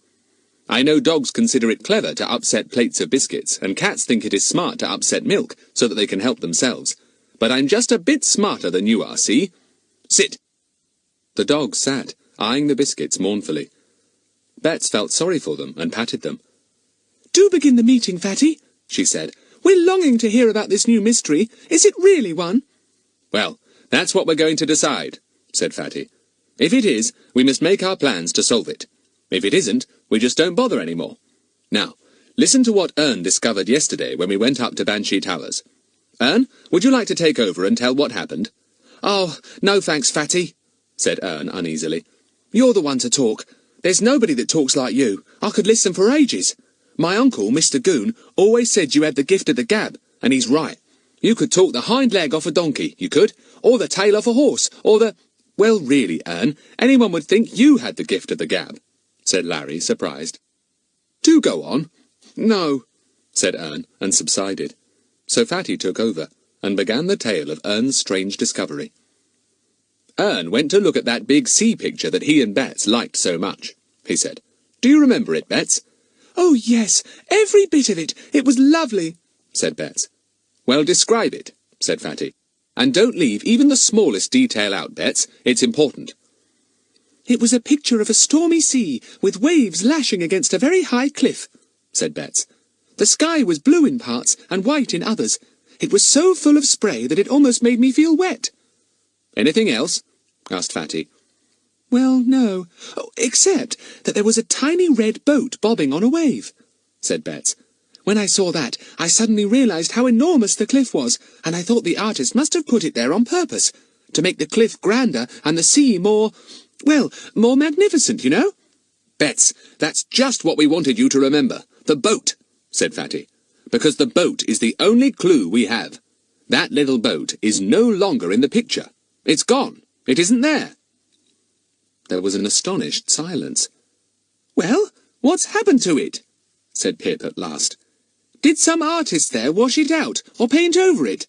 Perhaps he didn't like it." "No, he didn't wash it out, it seems," said Fatty. "There are no marks and no erasures. Now, isn't that a peculiar little mystery?" "It's impossible," said Pip. "Perhaps Betts and Ern are mistaken. The little boat must have been in another of the sea pictures. After all, there are masses of them up in that big hall." "Yes, that's the solution," said Larry. "It's obvious. Ern's mistaking one picture for another. There must be another picture there with the little boat in it. There can't have been a boat in the one Ern thinks there was." "Yes, I know that Betts saw it as well, but she too may have seen it in a different picture, that's all. After all, she didn't go up with you and Ern yesterday. If she had, she would probably have pointed out that it was in a different picture, and even taken you to it." "I tell you," said Ern, exasperated. "I tell you, the boat was in that particular picture I saw yesterday and the day before. I ought to know. I stood in front of it for ages. I feel as if I could almost paint the same picture myself." "All right, Ern, calm down," said Fatty. "Now, find-outers, any ideas?" "You're sure, Ern, that it's the same picture, and is in exactly the same place?" asked Daisy. "Same cliffs, same waves, same sky, same frame, everything?" "Same everything," said Ern rather sulkily. "Goodness knows, I looked at it long enough. It's just the boat that is missing, the tiny little boat." "Well, I simply don't see any answer to this particular puzzle," said Fatty. "It's certainly a mystery, but rather a silly little mystery, with no rhyme or reason. Just a sea picture from which a very small red boat has gone. We must give it up." "The smallest mystery we've ever had, and the only one impossible to solve. What a pity," said Larry. "I think we all ought to pop up to Banshee Towers and have a look round to see if by any chance the picture with the boat has been hung somewhere else," said Daisy. "After all, some of the pictures look very alike. They are all sea pictures with waves and cliffs and skies and ships. I'd rather like to solve this particular little mystery, not leave it in the air. It's a nice day. We could cycle up again." "Yes, let's do that," said Pip. "What do you say, Ern?" "Good idea," said Ern. "I'd like to find my little boat. Let's go now." And before long, the 6 children were on their bicycles, once more on the way to Banshee Towers. A little mystery like this was not going to beat the find-outers. They took the dogs, too, in the boxes on Ern's and Fatty's back wheels. It was quite a little company, cycling along up the hill to Banshee Towers. They were there at last. But what a shock! There was a notice up that said, "Closed for temporary repairs." "Blow! Look at that!" said Ern in dismay. "Now we won't be able to find out about the boat." It was indeed a blow. "Panting up that steep hill all for nothing," groaned Pip. "Is the turnstile man anywhere about? He's a surly fellow, but he might let us in if we told him we only want to be there for half a minute." "I wonder what repairs they are doing," said Fatty. "The place seemed in very good order to me." "Look, it's probably pipes they are replacing," said Larry, pointing to a pile of pipes of all sizes. "Looks as if their water system has gone wrong. These are lead pipes, like we have in our houses at home. Probably the place is damp, and you can't have damp in a picture gallery. Ruins the pictures at once." "Yes, you're probably right," said Fatty, examining the pipes. "Well, Easter is over, so they won't have many visitors till Whitsun. Good time now to do any repairs. Well, what shall we do? Shall we just look round to see if anyone's about?" They wandered around, but saw no one. "What a waste of a morning," said Larry. "What can we do now?" "I tell you what we could do, which would be rather fun," said Pip. "You remember how the dogs discovered some secret way up the hill that led to the great fireplace in the armour room? They must have found an entrance somewhere on the hill, a cave or a hole of some sort that had a passage leading to Banshee Towers. Can't we look for that?" "Well, it would be fun," said Larry, and the others nodded. "Anyone brought a torch?" 3 of them had torches in their pockets. "Good. I don't expect there's much chance either of finding where the dogs made their way into the hill, or of getting up any passages ourselves," said Fatty. "It was probably nothing more than a large rabbit hole they found, leading into some underground warren. Anyway, let's have a shot at finding it." "The dogs'll help," said Ern, and away they went on their bicycles down the hill with Bingo and Buster racing behind. Halfway down, Fatty leapt off his bike and called to Buster. "Buster! Find! Find, Buster!" Buster stood still with his ears pricked. Find? What was he to find? There were no rabbits here. He and Bingo hadn't sniffed the scent of a single one. What could Fatty mean? "Find, Buster! Find the hole you discovered the other day," ordered Fatty. "Find!" He pointed here and there over the hill. Buster still stood with his ears cocked, his head on one side, trying his hardest to understand what his master wanted. It suddenly dawned on him that there was a hole somewhere, the hole he and Bingo had found. Perhaps that was what Fatty wanted, a hole. He gave a sharp little bark and ran a little way uphill. He stood there, looking from side to side, sniffing the wind. Bingo came to join him, though he hadn't the faintest idea of what Fatty wanted. Buster gave another short bark and ran to the right, and then made for a great bush that overhung a steep part of the hill. Bingo followed, yapping. "Come on, I think old Buster has understood what I meant," said Fatty, and he and the others climbed up the hill, soon becoming out of breath, for it was very steep just there. They had carefully hidden their bicycles under some thick bushes, a little lower down. Both dogs had disappeared. Fatty yelled loudly, "Buster! Where are you? Buster!" Buster appeared by the overhanging bush and barked. Bingo appeared and barked too. What Buster did, he had to do as well. "Come on," said Fatty. "I think Buster's found what we want. Phew! Look here, under this bush! A great hole! I bet Buster thought it was a giant rabbit hole. I have a feeling that this is where we disappear into the heart of the hill. Let's hope we come up in the right place. Follow me, everybody." And there they go, one by one. Be careful, Fatty. There may be danger ahead. Chapter 13. Up the Passage, and a Surprising Find. The hole was quite a large one, with long grass and some kind of creeping plant growing across the entrance. Fatty, bent double, pushed his way into it, shining his torch in front of him. He could hear Buster and Bingo scrabbling some way ahead, giving little woofs, as if chatting with each other. The hole became much larger after a few yards, and Fatty was able to straighten himself a little and make his way more comfortably. He soon saw that the passage he was in was now of rock, not of earth. It was very uneven, and at times the roof came down so low that he had to bend almost double. Behind him came Bets, then Larry, then Daisy, Ern and Pip being the last two. Larry and Pip held the other torches, which gave a very good light in the black darkness of the strange passage. Ahead were the two dogs, very pleased and excited to think that Fatty and the others were using the passage they had found some days before. "My word, isn't it steep?" shouted Fatty, and made the others jump, for his voice sounded very strange in the narrow passage. Not at all like Fatty's usual voice. It was muffled and mysterious, and had a strange echo. "Steep! Eep! Eep!" came the echo. The dogs didn't like it. They stopped, pricked their ears, and whined. "It's all right, Buster," said Fatty. "Only the echo. Carry on! Carry on! Carry on! On! Said the echo, and the dogs barked angrily. That was worse still, of course. The rocky passage was immediately full of wild barks, and the dogs were very frightened indeed. Was this place full of hundreds of dogs?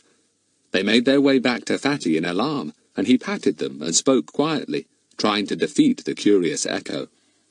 Now, it's all right. Good dogs. Very good dogs. Go on now. Show us the way." "Way," said the echo, also quietly. "Way, way, way." After they had all climbed a good while, very glad indeed of their torches, Fatty stopped for a rest. The last bit had been very steep indeed. He waited until the others had come up close, and then spoke. "We should be near Banshee Towers now," he said. "You remember that there is a trapdoor under the old cauldron? Well, that means that any noise we make now may echo up into the armour room, so be very quiet, please, just in case anyone is there." Without a word, and making as little noise as possible, the six went climbing up. Fatty made the dogs keep close to him so that he could prevent them barking. But before they came to the trapdoor, they came to something that surprised them very much. Fatty saw it first, of course, because he was leading. His torch suddenly showed him a big space just in front, and he stopped in surprise. The tunnel had widened out into a kind of underground room, a room with an uneven rocky floor and equally uneven rocky walls. Fatty was able to stand completely upright. He shone his torch round the underground room in surprise. He gave a short whistle. "Phew! What's all this? Quick, everyone, come and look!" They crowded into the strange rocky room. It was quite empty, except for three things. A piece of peculiar-looking machinery, something that looked like a deflated balloon, and a chair. "What on earth is all this?" said Pip, shining his torch on the machinery. "At a guess, I should say it was the machinery that sets the dear old Banshee wailing at the top of her voice," said Fatty. "Are you sure?" said Bets. "What's that balloon thing for? Shine your torch on it, Fatty." "I should think that this balloon is inflated by a pump worked by that bit of machinery," said Fatty. "And then, when it deflates, it makes that screaming, wailing Banshee noise." "But how is it that it's heard all over Banshee Towers?" asked Bets, puzzled. "Oh, there are probably amplifiers in every room," said Fatty, who always seemed to know everything. "You know, things that magnify any sound and make it tremendously loud. Don't you remember how loud the wailing was when we heard it the other day, and how clear and distinct it was?" "Oh, yes," said Bets, shivering as she remembered the horrible noise. "But, Fatty, what a peculiar thing to do, to fill the place with wails like that. I should have thought it would frighten people away, not bring them here." "Yes, it seems a bit odd when you put it like that, Bets," said Fatty, fiddling about with the machinery. "I wonder how this works. What's this wheel for?" He turned the wheel to the right. Nothing happened. He turned it to the left, and very suddenly indeed, something began to work inside the machinery. Clank, click, clonk, click, clunk. "It's working! Turn it off, quick!" cried Bets, afraid of what might happen. But Fatty didn't. He watched the machine, a little grin on his face. "Oh, Fatty, Fatty, You know quite well what you've done." The balloon thing began to move. Buster saw it trembling, and he growled and showed his teeth. Bingo immediately did the same. The balloon grew bigger and bigger, and then came another click, and something fell into place and began whirring. The children couldn't see what it was. "I bet that's the amplifier getting ready to work," said Fatty, his eyes gleaming. "We'll hear something in a minute. Don't be scared, little pets. It's only machinery. Ah, here we go." And then, from the now fully inflated balloon, came a weird, unhappy sound. A wailing that held everyone spellbound. It seemed so human. Bets took Fatty's hand at once, frightened at the strange noise. It sounded so very, very heartrending. "It's only a very clever trick, Bets," said Fatty in a low voice. "Just a bit of machinery and a specially fitted-up balloon, and an amplifier to make the wails very loud indeed. All fitted neatly into a most convenient underground hole in a rock. I wonder if Mr. Engler is at the bottom of this." "Oh, Fatty, please stop the machine," begged Bets. "I hate this wailing. I hate it." Fatty pulled a little lever. The machinery slowed down. The balloon gradually deflated. The wailing grew slower and softer, and then stopped altogether. There was a marvellous silence, and everyone enjoyed the sudden peace. Bets heaved an enormous sigh. "Oh, I shall never hear a more horrible noise in all my life than that wailing. Fatty, no real banshee could ever have wailed like that, surely." "I should find it very difficult to believe in a real banshee, Bets," said Fatty, examining the machinery carefully by the light of his torch. "I even find it difficult to believe in a man like Engler, who was wicked enough to rig up a thing like this. But unfortunately, he's real enough. Well, what do we do now?" "Fatty, please let's go out through the trapdoor if we can, and have a look at those pictures again," begged Ern. "I do want to see if Bets remembers the one that the boat was in. If she does, I'll know I'm right about it. If she doesn't, well, then there's no mystery. I'm beginning to hope there isn't. What with banshees and disappearing boats and hidden machinery, I feel rather sick." "Well, don't be sick in here, Ern. There really isn't room," said Fatty briskly. "Right, we'll go up through the trapdoor, providing nobody's about. But I think that if there had been, we should have had a visitor down here pretty quickly, trying to find out why the Banshee wailed all on her own. I have a feeling that the place really is shut up today." Fatty went to an opening in the furthest wall of the strange little rock room, and shone his torch into it. "Just as I thought," he announced. "Steps! Steps cut into the rock, just like a ladder. I bet it's the steps we saw leading down from that hole in the hearth where the trapdoor was." The others crowded round him. Yes, there were the steps that they had seen the other day from above. "I'll go first," said Fatty. "Better make no noise, just in case anyone's about. But I feel certain there isn't, or whoever was here would have come rushing to see why the Banshee machinery was suddenly working." Everyone was silent as Fatty climbed the rocky steps. He soon came to the top, but could see nothing above his head but the trapdoor lid, set firmly in its place. "Here goes," said Fatty, and gave it a push upwards. It upset the iron cauldron standing over it, and this fell over on its side with a terrific clatter that scared Fatty almost as much as it frightened the others down below. He stood at the top of the steps, listening. To his enormous relief, he could hear nothing. No shouts of surprise, no clatter of running feet. Nothing. The place must be completely empty. Well, thank goodness for that. Fatty climbed out of the trapdoor hole and looked round. The place seemed absolutely deserted. Well, now they could examine the pictures to their heart's content, and maybe solve the mystery of the missing boat. One by one, he hauled the others up from the hole in the hearth. The dogs were handed up last of all by Ern, and were very glad to scurry around and stretch their legs properly. How they had hated that wailing. "I want to look at that lovely sea picture," said Bets at once. "Ern, come with me." She and Ern hurried through the armour room into the great hall where the pictures hung. Yes, there they all were, in their blues and greens, sunshiny, stormy, windy, some of them stretching from floor to ceiling. "Here's that boat picture," called Ern, standing in front of it. "Do you remember it, Bets?" "Oh, yes," said Bets. "Yes, there was a little red boat that's not there now. I know there was one, Ern. It was on this wave here, wasn't it?" And Bets touched one of the waves not far from the bottom of the picture. "Yes," said Ern triumphantly. "That's exactly where it was, Bets. I told you that, didn't I, Fatty? Now Bets has told you too.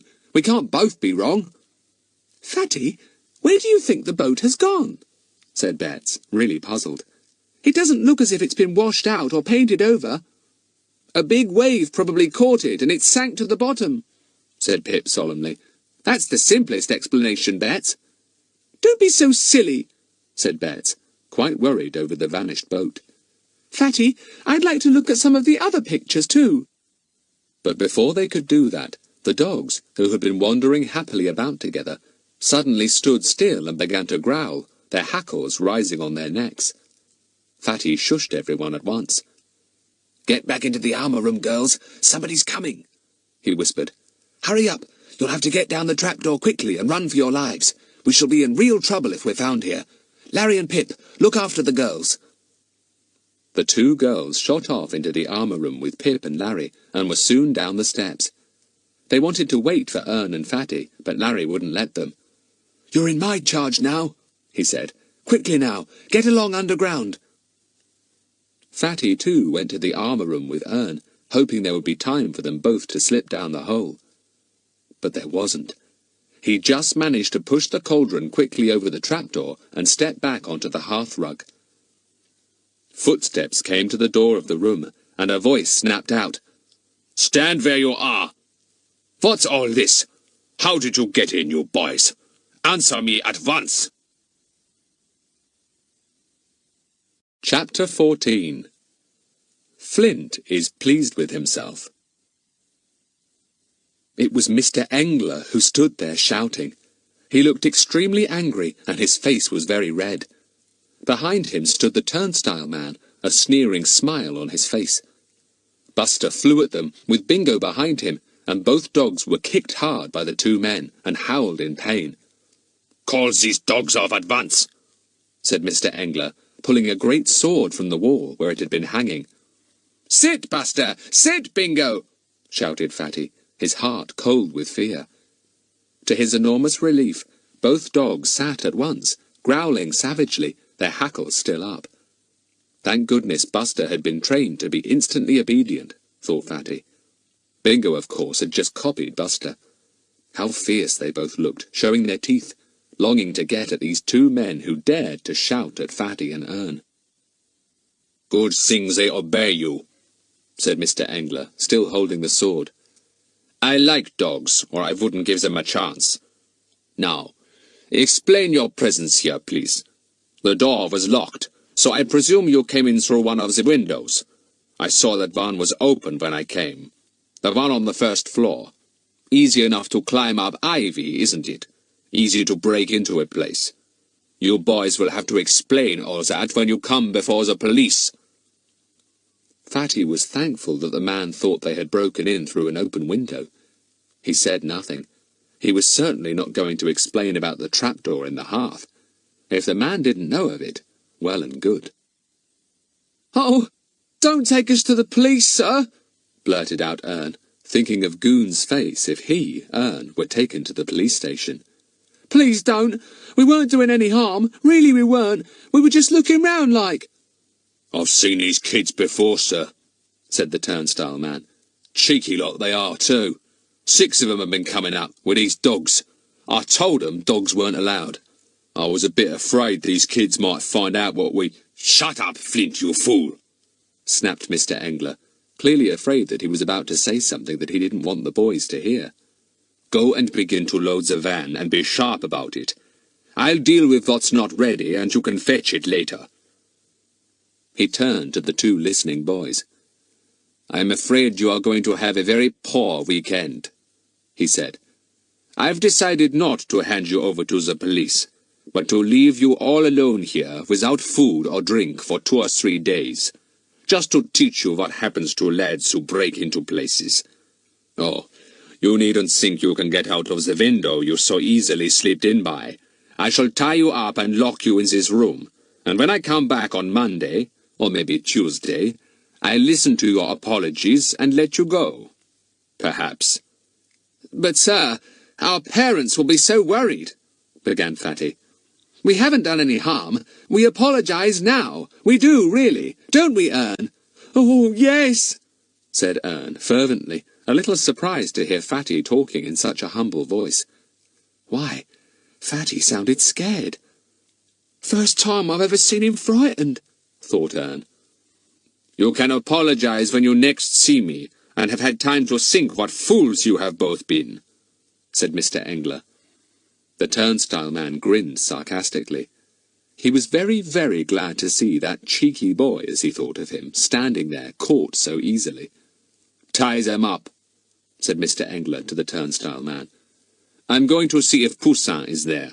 He's about due now. Fatty wondered who Poussin was. It was a French name, so maybe it was the French artist. He stood waiting for the turnstile man to tie up him and Ern. Gotta go and get some rope if you want me to tie 'em up, said the man, turning. No, use those curtain cords, said Mr. Engler. I must go and see if Poussin has come. These boys are not to be left alone until their wrists are tied tightly behind their backs. Tightly, I said, Flint. And don't talk to them, else I'll talk to you. Do you hear me? Yes, said Flint sulkily, and went to tear down the cords that pulled the great curtains open or shut. He had soon tied the boys by their wrists and ankles very tightly indeed. You know these cords are too tight, said Fatty between his teeth. No need to be so brutal. Huh, you're not so funny now, are you? Said Flint. Cheeking me out there, you was. Don't feel like cheeking me now, do you? Fatty heard another voice, the French artist's. He was in the great hall with Engler.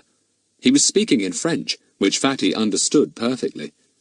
He strained his ears to listen. He was extremely surprised to hear noises of a ladder being dragged along the hall and set up somewhere. He listened hard. That sounded like a knife being used to cut something. What on earth were they doing?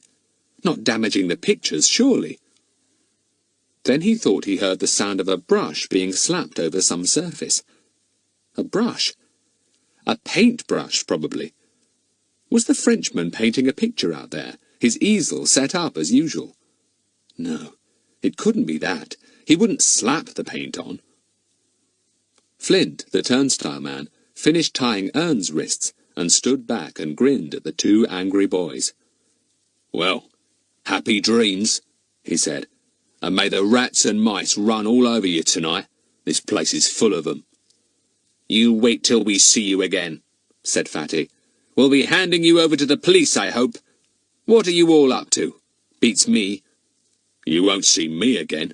I'm off to the States, said Flint. America's the place for me now. We'll soon be off, and the old Banshee can wail her head off for us. We shan't hear her.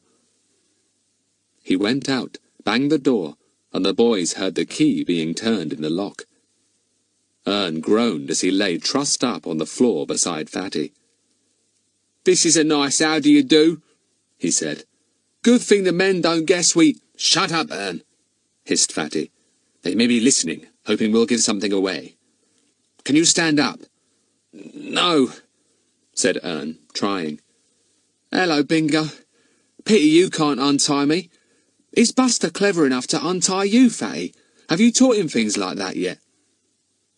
Buster and Bingo were puzzled and distressed to see Fatty and Ern rolling on the floor, groaning as their cords seemed to get tighter and tighter. They licked the boys' faces and whined pitifully.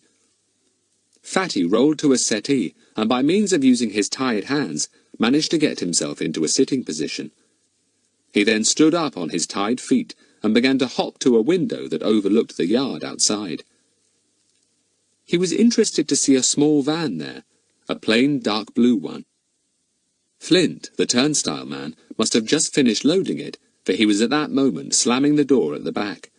Then he went to the front, hopped into the driver's seat, and started up the engine. At the same time, a car drove up behind it, and the two drove off together. Fatty quickly memorized the numbers of the van and of the car. JBL 333 and POR 202, he muttered.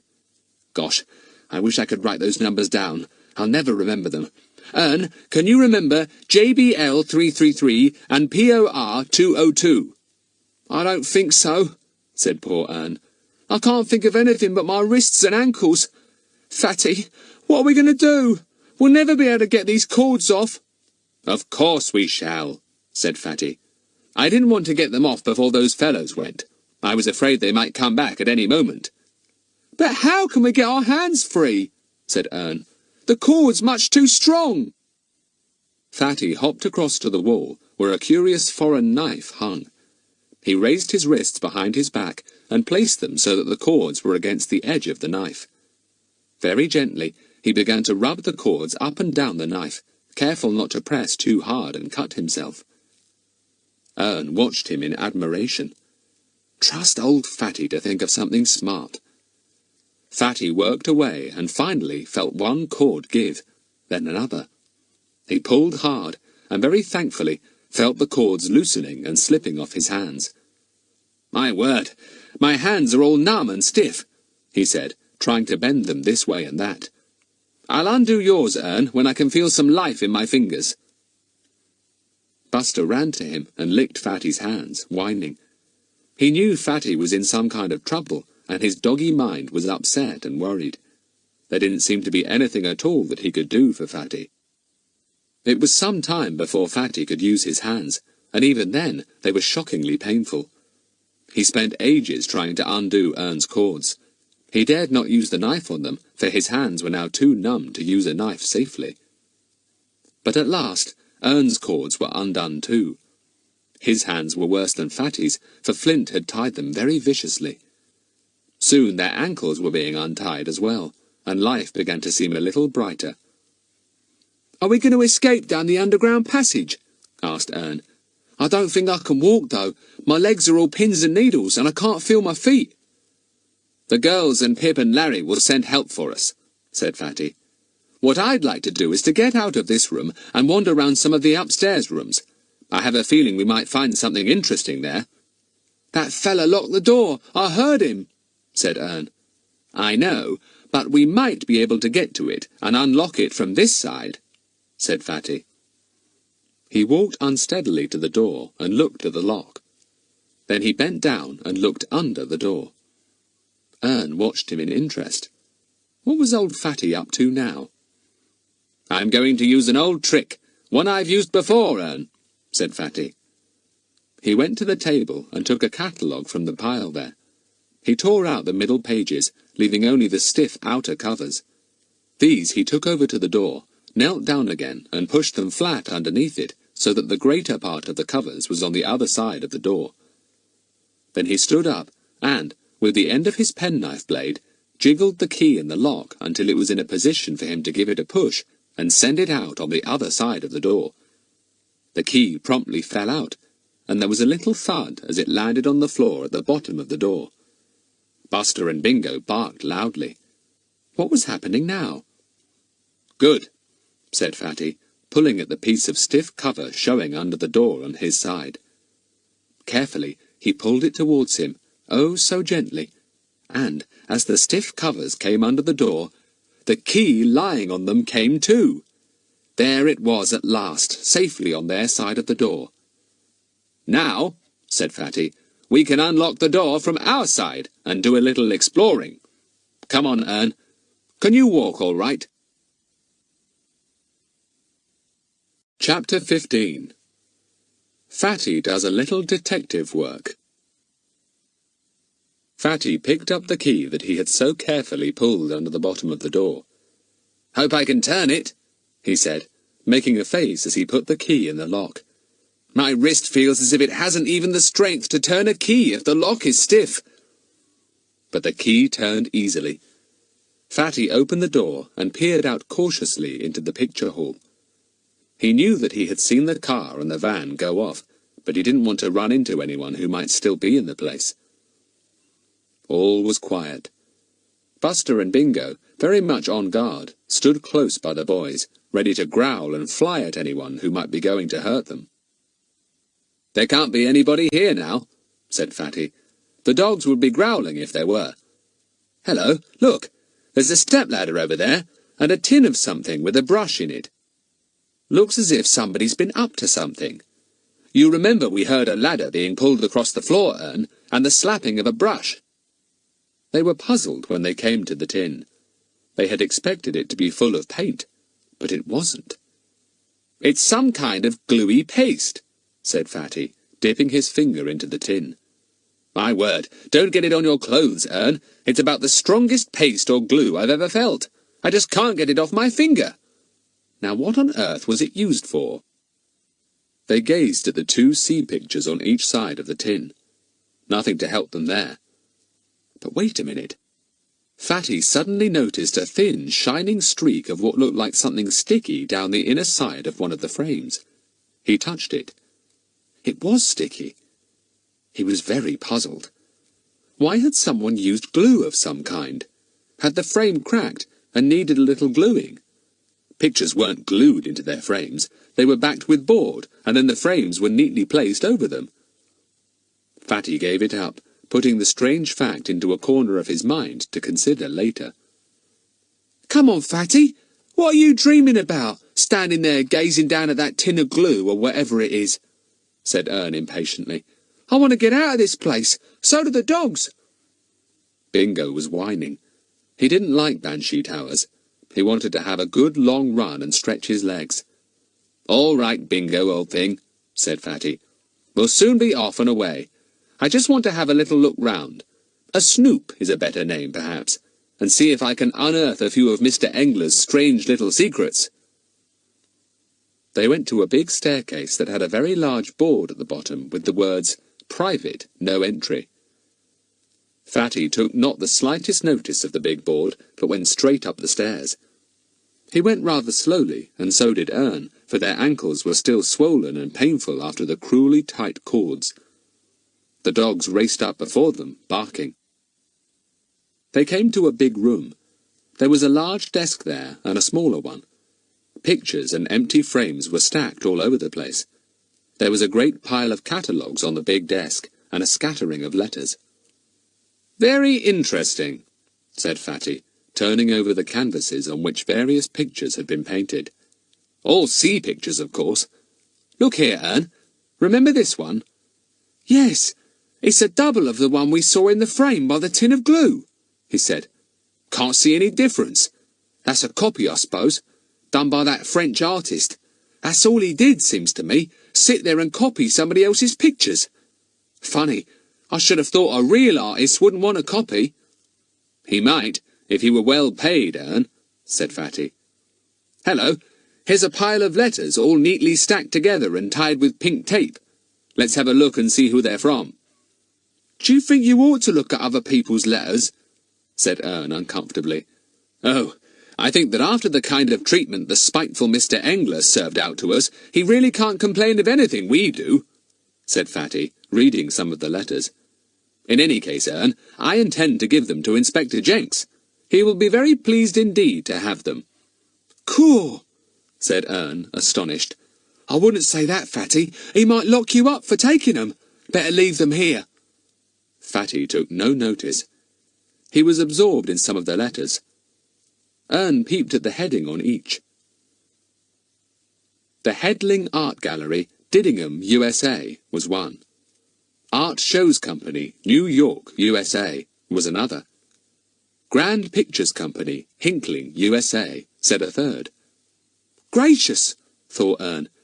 "What does Fatty think he can find in letters like that?" He peeped down a sheet that Fatty was absorbed in reading, but couldn't make head or tail of it. Just a list of pictures and prices and artists, thought Ern. He spoke aloud. "Fatty, I reckon we're just wasting time now. Let's go. Those fellows might come back sooner than we expect. And anyway, Betts and the others might already be sending help to us, you know. That'd be a waste of time, seeing that we can just walk out and go home when we want to."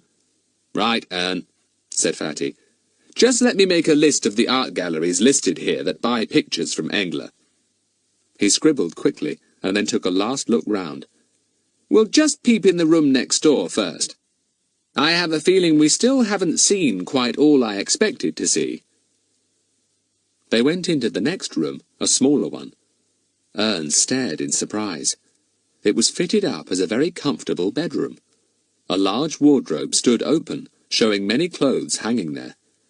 Thrown across an unmade bed was a dark painting overall, covered with smudges of oil paint. A book lay on a table beside the bed. Fatty picked it up. "At a guess, I should say this book was a French one," he said. He looked down at it and nodded. "Yes, all about famous continental pictures, especially pictures of the sea." Fatty turned to the flyleaf at the beginning of the book.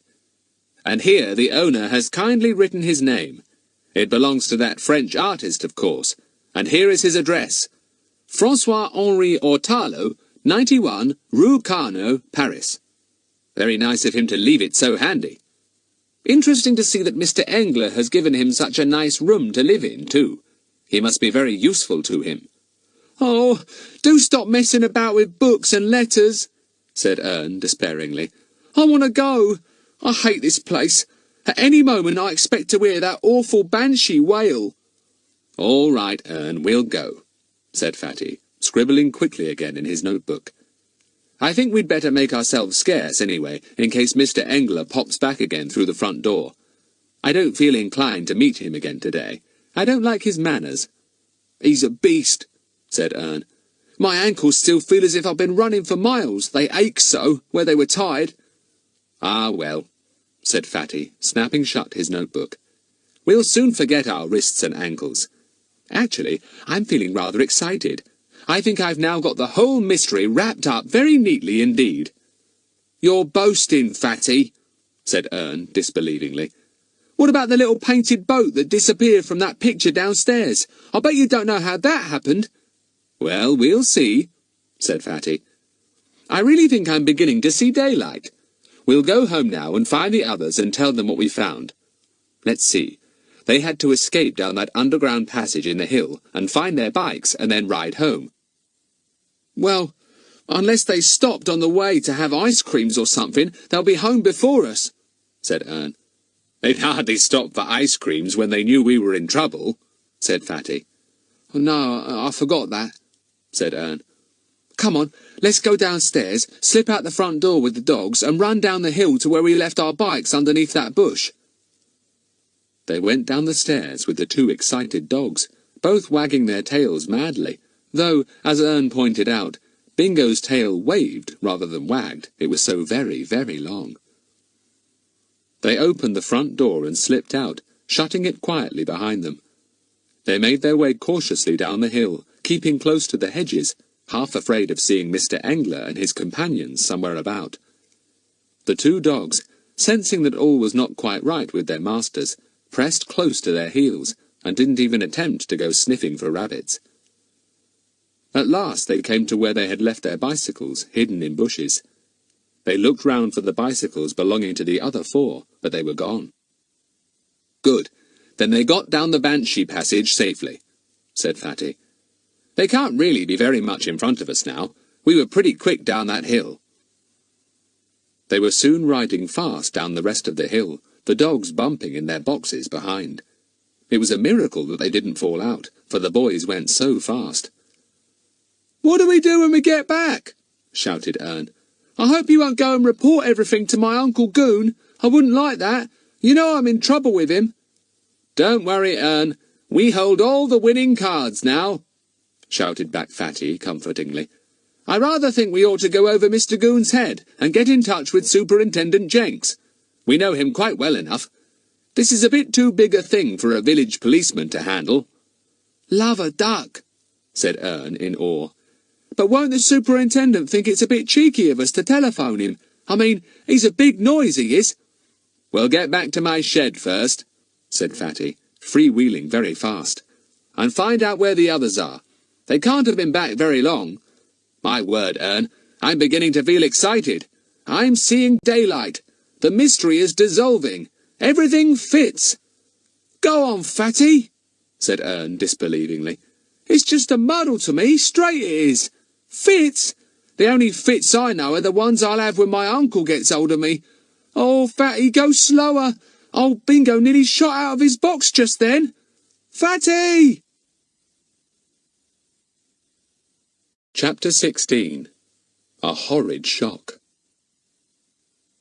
Fatty and Ern arrived at Fatty's home safely, much to Buster's relief. Part of the road had been so bumpy that poor Buster had found himself wishing he had sharp cat claws to hold on with, instead of his own blunt ones. He had decided that he didn't want to go bicycling with Fatty ever again.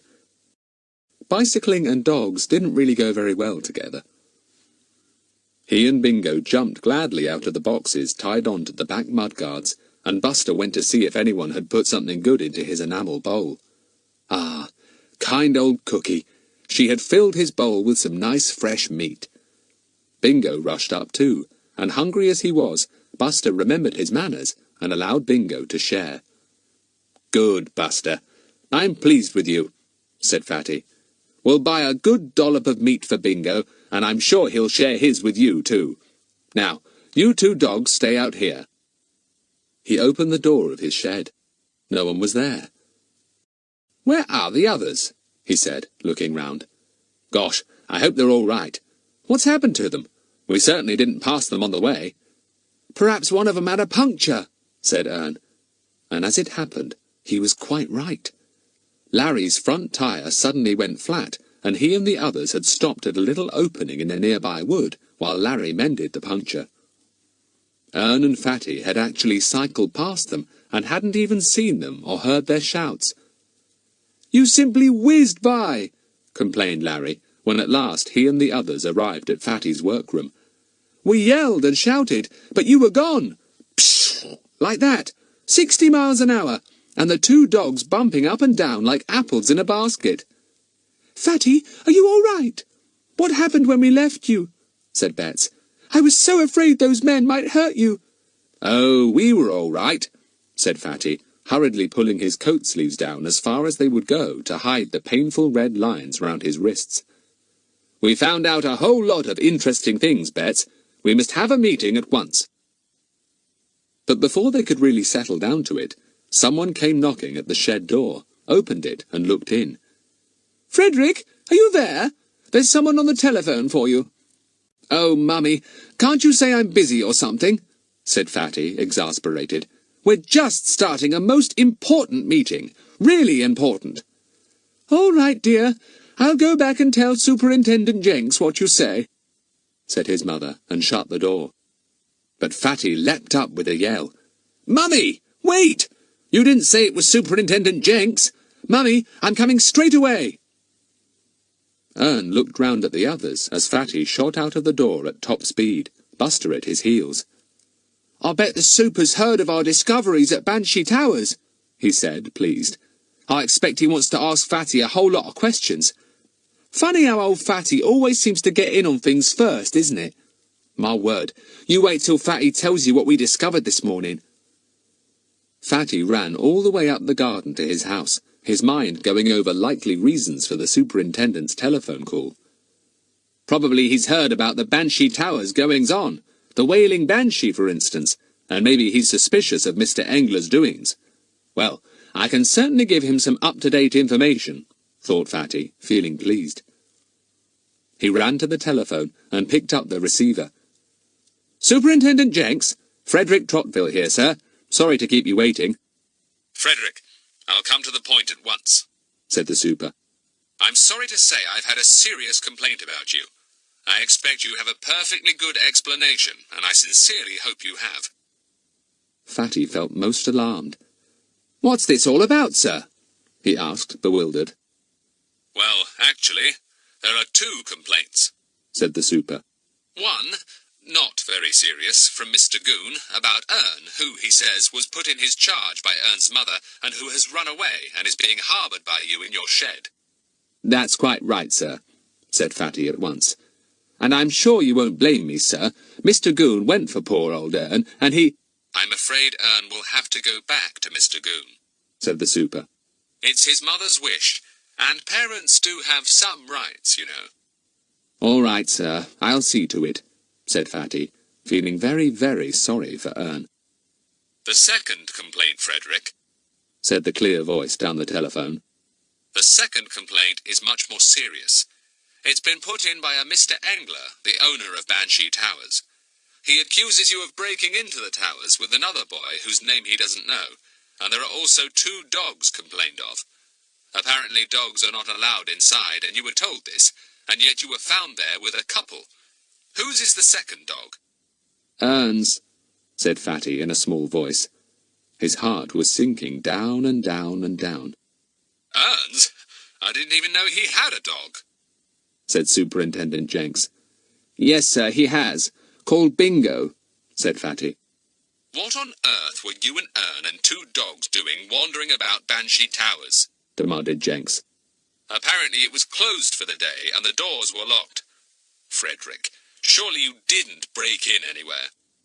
Well, not exactly break in, if you mean smash locks or windows or anything like that, said poor Fatty. We certainly did get in. The super gave a very deep groan. You are a very, very foolish boy, Frederick. You have played right into this fellow Engler's hands. He is a smart, spiteful, clever crook. We've been trying to pin something on him, and now you've messed things up by putting yourself in his hands. Frederick, I simply do not know how I'm going to get you out of this fix. I know he's a crook, sir, said Fatty in a small voice. We were trying to catch him out, sir. That phony Banshee Wailing, for instance, and— You knew he was a crook, said the superintendent, very surprised. How on earth— Look here, Frederick. I'd better come round and see you. I simply never know what you are up to. The sooner you grow up and join the police force so that I can really keep my eye on you, the better. Stay at home till I come. That's an order, see? He slammed down the telephone, and Fatty put back his own receiver, most surprised to find his hand shaking. Gosh, this wasn't funny at all. What in the world would his father say? I suppose I must be getting a bit too big for my boots, said Fatty to himself. My word, I've never heard the super go off the handle like that before. Did I feel like a worm? Yes, I certainly did. I only wish I had a nice deep hole to go to. He called to his mother. Mummy, the super will be along in a little while. Will you tell him we're down in my shed, please? Then away he went, hoping that his mother wouldn't call him back and ask him awkward questions. He opened the door of his shed and went in. You look gloomy, Fatty. What's up? Said Bets at once. Fatty sank down dramatically into a chair, sighed, and passed his hand over his forehead. Well, I rather think I may have to go to prison, or to Borstal or somewhere, he said. Old man Engler has put in a complaint about me, charged me with breaking and entering Banshee Towers, and Mr. Goon has also put in a complaint that when Ern ran away, I harboured him. You never harboured me, said Ern, who hadn't the faintest idea what harbouring really meant. I'm not a ship. You just gave me board and lodging, Fatty. Let me stay here in your shed. Well, that's another way of saying that I harboured you, gave you shelter, said Fatty. Ern jumped up at once. I'll go back to my uncle's then, he said. I won't let you get punished because you've been kind to me, Fatty. That's not fair. Sit down, Ern, said Fatty. We can't do anything for the moment. Superintendent Jenks is coming along here soon. I'll have to wait for him. I'd like you all to stay, though. Is my uncle coming too? Said Ern fearfully. I don't think so, said Fatty. Gosh, wouldn't I like to put in a complaint about your uncle, Ern? In fact, I can think of several complaints I could put in. Nothing to what I could think of, said Ern gloomily. Shouting at me and almost deafening me, pushing me around, taking my— Listen, someone's coming, said Fatty, his ears even sharper just then than those of the dogs. I heard a car draw up outside our front gate, I'm sure. You couldn't have, Fatty, said Larry. It's right down the garden and— But just then the 2 dogs set up such a loud barking that nobody could hear anyone speak. Shut up! Shouted Fatty, making a dive for Buster. Do you want to be had up for creating a noisy disturbance, Buster? Ern, get hold of Bingo. They both seem to have gone mad. A loud knock came at the shed door, and the two dogs almost barked the place down. Then the door opened, and there stood Superintendent Jenks, tall, burly, keen-eyed, but not smiling as he usually was. He looked round the little company. "Oh, so all the find-outers are here, are they?" he said, and smiled. Fatty was most relieved to see that smile. Perhaps Jenks wasn't going to be too hard on him after all. "Well, little Bets, so you're here too, are you?" said the superintendent, and patted her head. She caught hold of his hand. "Superintendent Jenks, you won't take Fatty to prison, will you?" she said, in a suddenly choky voice. "He's just been working hard on a mystery, that's all. We all have." "Cheer up, Bets. I couldn't take him if I tried," said the super. "He's not old enough. Still a kid, you know. Bit too big for his boots sometimes, that's all. Well now, how's everybody? My word, here's a new dog. What's your name?" "Bingo," said Ern, with such pride in his voice that everyone smiled. "He's my dog, sir. My very own. You should see him play with Buster here. They're a pair, they are." "He's a nice dog, Ern," said the super, and patted Bingo, who immediately rolled over on his back in delight. "I gather your uncle doesn't like him. I can't imagine why." "Nor can I, sir," said Ern. "Sir, you won't let my uncle take him away from me or anything like that, will you?" "We'll talk about you and Bingo later," said the policeman, "and see what can be done. It's Frederick here I'm worried about. This man, Engler, Frederick, certainly has a sound complaint against you. What do you know about him?" "I know a great deal," said Fatty, "and very surprising it is, sir. The others don't yet know all the things I know. They'll be surprised too. I rather think you'll turn your attention to Mr. Engler, sir, and one or two others, when I finish telling my story." Superintendent Jenks looked most surprised. He sat back comfortably in his chair. "Tell your story, Fatty," he said, in a much more friendly tone. "I'm ready. No embroidery, mind, just the plain facts, ones that you are absolutely sure of." Buster sat up straight, and Bingo sat up straight too. They were going to listen with as much interest as everyone else. "Well, sir," said Fatty in a very serious voice, "it all started with the disappearance of a tiny boat in a big picture." Chapter 17. Fatty Solves the Mystery. There was dead silence in the shed as Fatty told the story of the Banshee mystery. "It all started with the disappearance of a tiny boat in a big picture in the picture gallery at Banshee Towers," he began. "A boat in a picture?" said the super, astonished. "Yes, sir. You see, we thought we'd make a few expeditions these holidays, and that was one of them, to Banshee Towers to see the lovely sea pictures there," went on Fatty. "It was Ern and I who really wanted to go," said Bets. "So we all went up on our bikes and paid to go in. We had a look round. The pictures were grand," said Fatty. "And Ern here stood for ages in front of a very big one." "Smashing it was," said Ern, taking up the story. "And it had a tiny red boat, sir, painted on a wave near the bottom of the picture." "Well, what about it?" said the superintendent. "Well, sir, we went in the next day, and I went to look at that picture again, and the boat was gone," said Ern. "And it wasn't painted out or anything. It just wasn't there." "Strange," said Superintendent Jenks.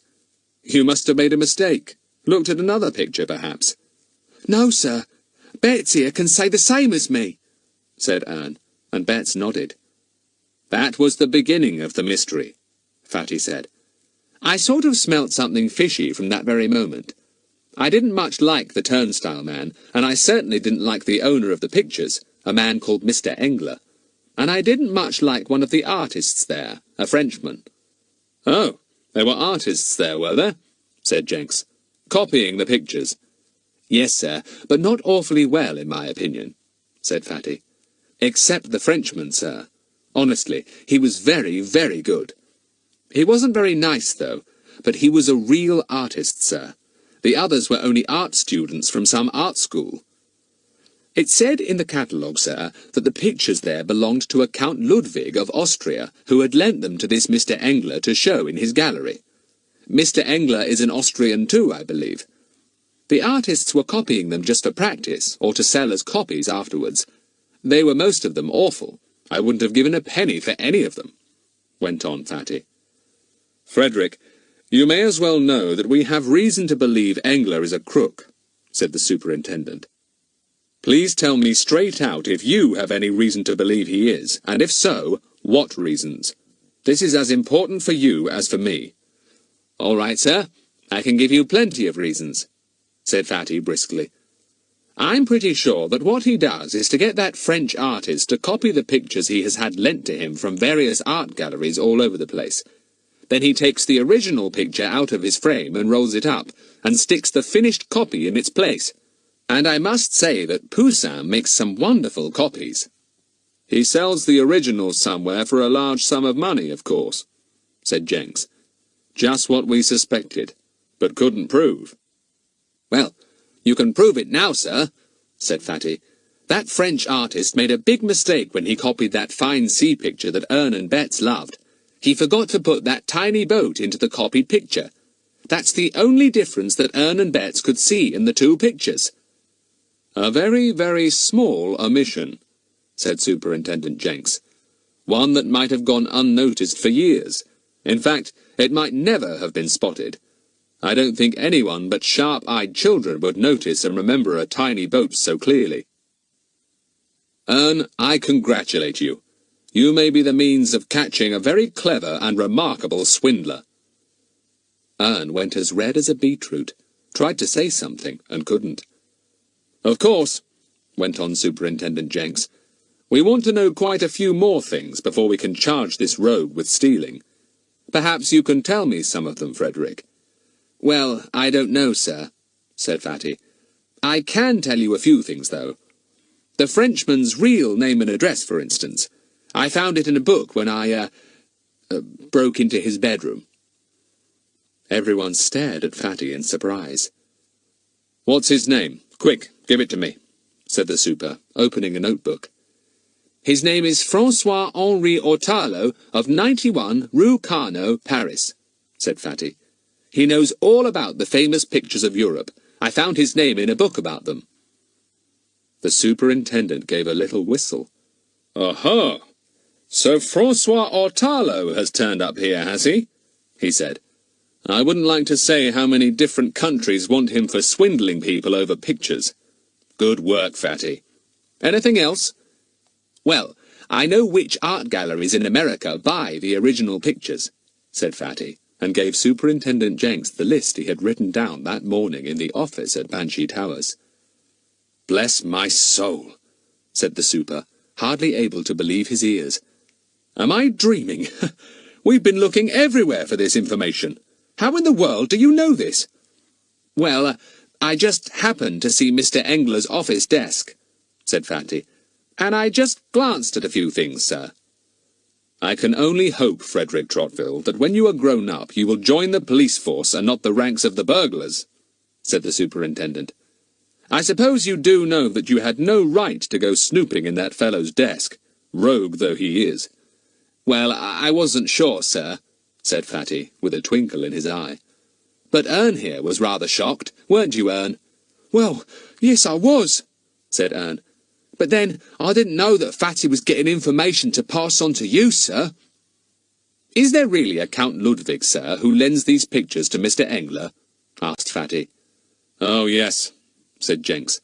And he must be a poor judge of art, because although Engler never sends him back his valuable original pictures, but only dud copies, he has apparently never noticed the difference.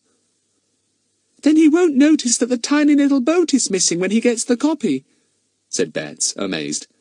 He certainly won't, said the super. You are much smarter than he is, little Betts, and Ern, too. Can you charge Mr. Engler, and the artist, and perhaps the turnstile man, with robbery and swindling, sir? Asked Fatty. It's difficult. I'd feel safer if I could find out how he gets the original pictures safely out of the art galleries he shows them in, such as Banshee Towers, for instance.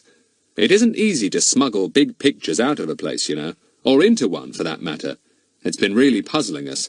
We've watched and watched that fellow, not only here, but in other places too, and we've never been able to lay our hands on any pictures being smuggled out or in. Oh, that's easy, said Fatty. I guessed that early on, sir. Fatty, you never told us. How did they get the pictures out? Said Larry, astonished. Do you remember that there were always lengths of fat lead pipes about, supposed to be for repairs? Said Fatty. Well, I went and snooped down one, and I saw something tightly rolled up in it. I couldn't imagine then what it was, but now I'm absolutely certain that it was a rolled-up canvas, a picture off the walls. It wouldn't be missed, for a copy would be immediately slapped into place. Fatty! Remember that ladder this morning, and the cutting sound we heard when we were locked in that room, and the slapping of a brush? Almost shouted Ern, half leaping from his chair. That was what they were doing then. They climbed up the ladder to cut the picture out, then they slapped some sort of gluey paste on the empty space and stretched the copy over it. It stuck almost at once, of course. Yes, I remember, said Fatty. You're quite right, Ern. You've been pretty clever over this. Why didn't you tell us all these things? Said Bets. Well, I wasn't quite sure how everything fitted, said Fatty. You know, it was a bit like a jigsaw. I couldn't see the whole picture or know what it meant till I'd found every bit of the jigsaw. It wasn't till this morning that I found the last piece, the pipes in the shed. Then at last I knew how they managed to get the pictures out without anyone guessing. You've done remarkably well, Fatty, but I rather fear the men have smelt a rat and gone, said Superintendent Jenks, shutting his notebook. Someone must have tipped them that we were on the watch. They went away in a blue van and a car, apparently.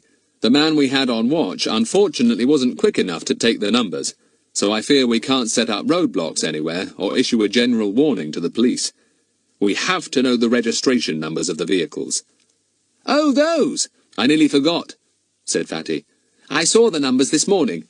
Now, let me see. Yes, one was Pair of Rogues and... Pair of Rogues? That's not a car number, said Larry. And the other was Jolly Bad Lot, said Fatty. Yes, POR 202 and JBL 333, sir. POR for Pair of Rogues and JBL for Jolly Bad Lot. Easy way to remember those vehicles, sir. The letters described the occupants so well. Well, I won't say what a marvel I think you are, or you might get a swelled head, said the inspector, jotting down the numbers at once. Do you happen to have memorized the number of my car in the same way, Fatty?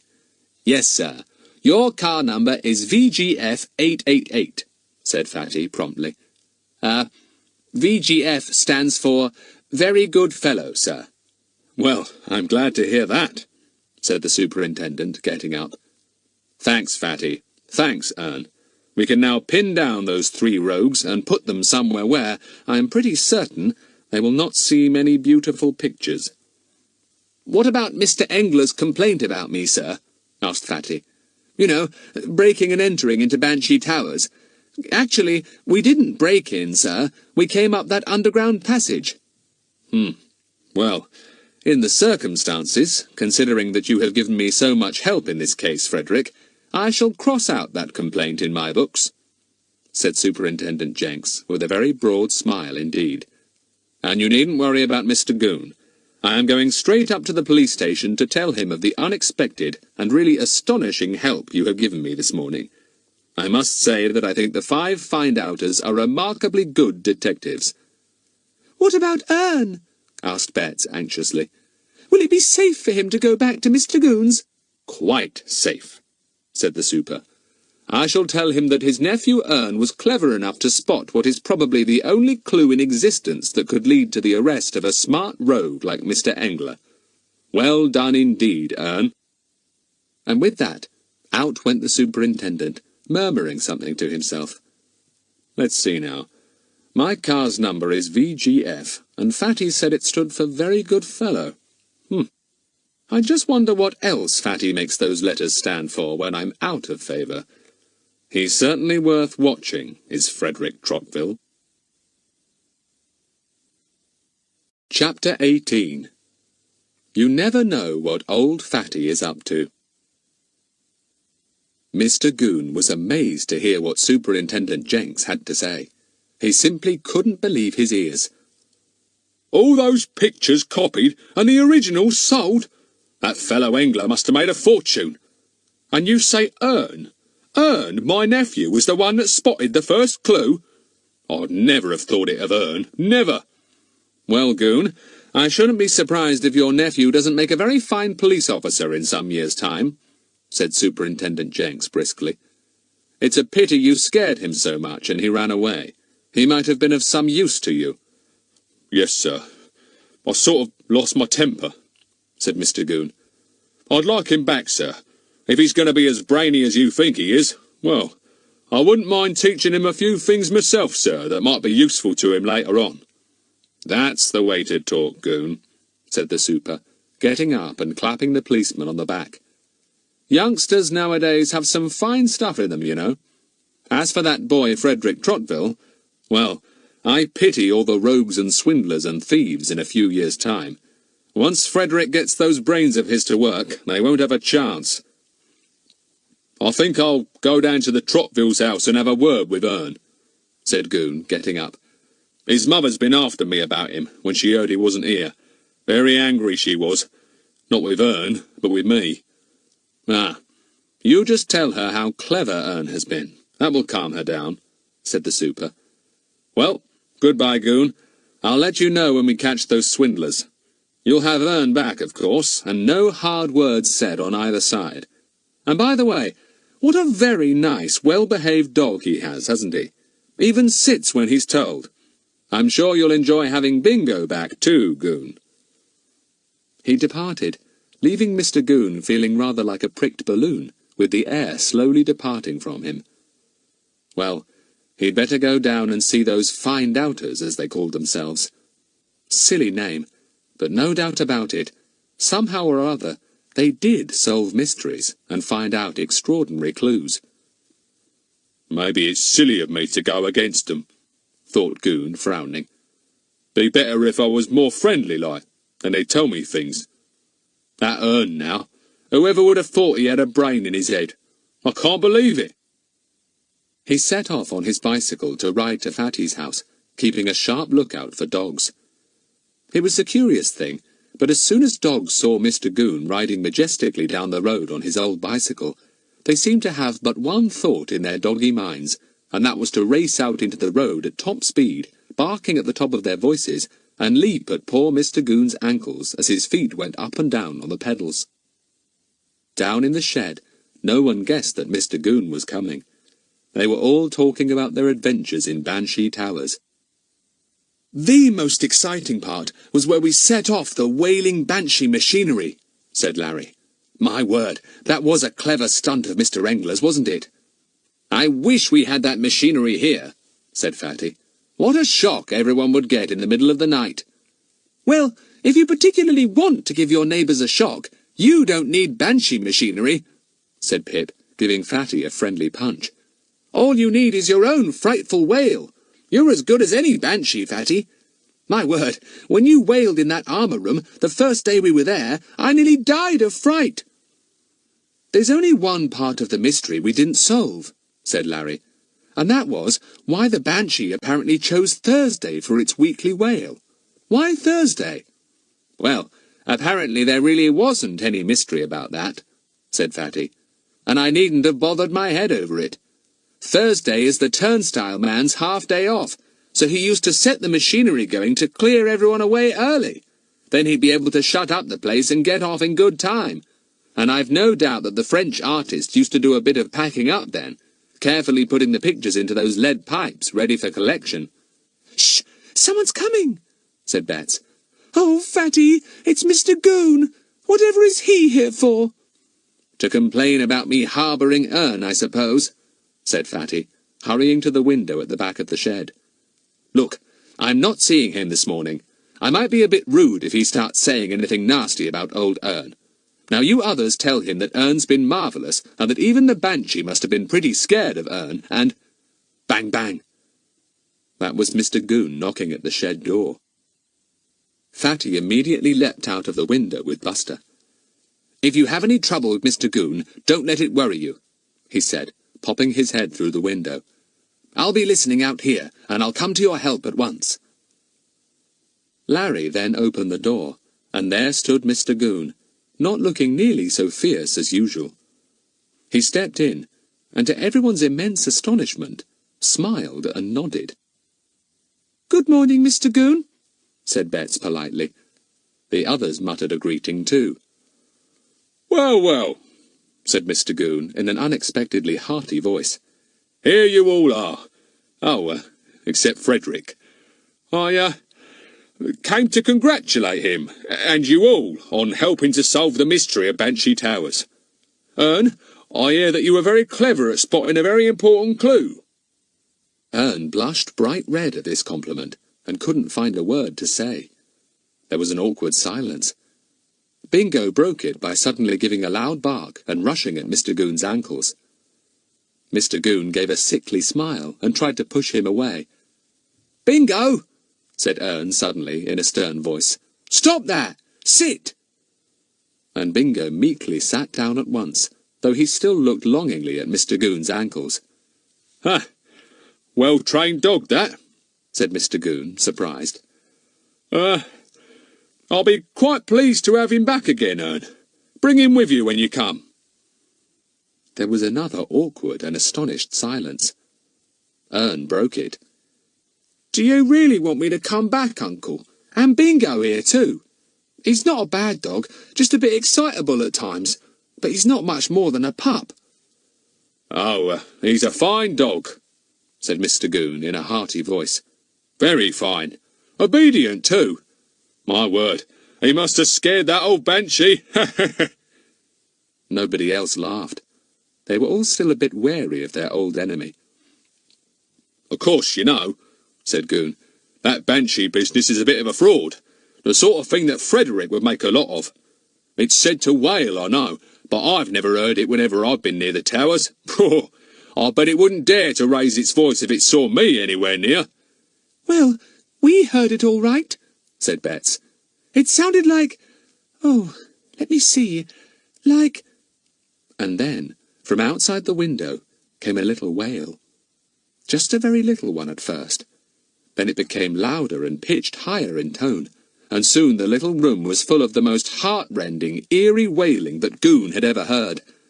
Betts jumped at first, but she and the others knew at once that it was only old Fatty showing the disbelieving Mr. Goon what a banshee's wail was like. "Pretend to be scared," whispered Larry to the others, and at once they clutched one another and looked so frightened that Mr. Goon felt as if he wanted to clutch at somebody too. Bingo was terrified and rushed round the room, yelping at the top of his voice, trying to find where the weird noise was coming from. What with the wailing and the barking and everyone's frightened looks, Mr. Goon was scared out of his life. Wailed Fatty, enjoying himself thoroughly outside the window. Buster began to yelp as soon as he heard Bingo barking, and when Fatty began another set of wails, Mr. Goon could stand it no longer. "I'll get help," he panted. "Someone's in danger." And out of the door he rushed and up the garden. It was most unfortunate that Fatty's mother and the old cook were picking early daffodils in the garden just then. They heard the wailing too, and stood upright at once, listening in fright. "One of the children has been hurt," said Mrs. Trotvill. "Oh, what terrible screams and wails! Quick, we must see what's the matter." So down to the shed they rushed at top speed, just as Mr. Goon was racing up the path as if wild tigers were after him. They met at a corner, and Mr. Goon was knocked flying by the plump cook. He sat down heavily in a bed of mint, looking most astonished. "What's happened? What's happened?" cried Mrs. Trotvill.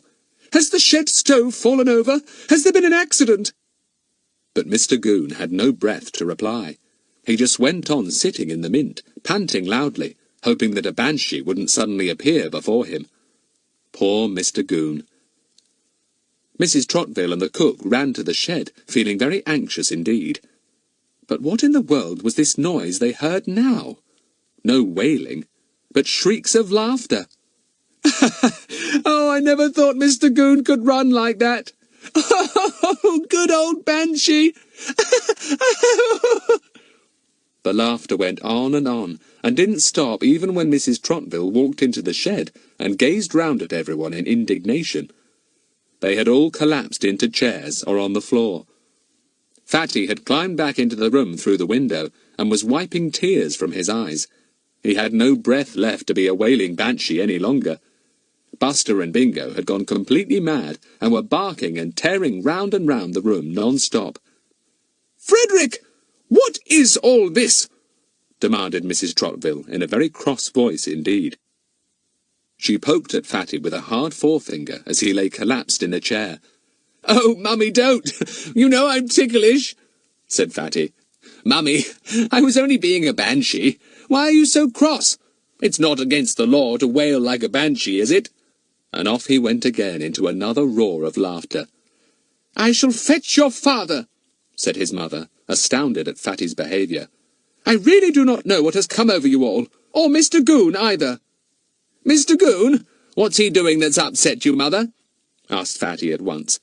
"He's sitting down in the middle of my mint bed, if you want to know," said his mother. "And serve him right, too, rushing straight into us like that." "Sitting down in the mint bed, Mummy? Oh, this is too good to be true," said Fatty. "Mummy, do you mean to say you pushed him over?" "Oh, Mummy, you'll be put into prison if you do things like that." "Poor, poor Mr. Goon. He'll smell of mint for weeks." "Oh, Fatty, please don't make me laugh too," said his mother, feeling a sudden desire to join in the merriment. "I don't know what to do with you, Fatty. Go help Mr. Goon out of my mint bed. I'm sure the poor man is still there." Yes, there he is, listening in amazement to the laughter coming from Fatty's shed. "What's happening now? How is it something always happens when that boy is about?" he grunts. "Pooh, what a smell of mint! One of these days, Frederick Trotville, I'll get the better of you. You see if I don't." Well, we'll see next time there's a mystery to solve, Mr. Goon. But don't be too sure of yourself, will you? You just never know what old Fatty is up to.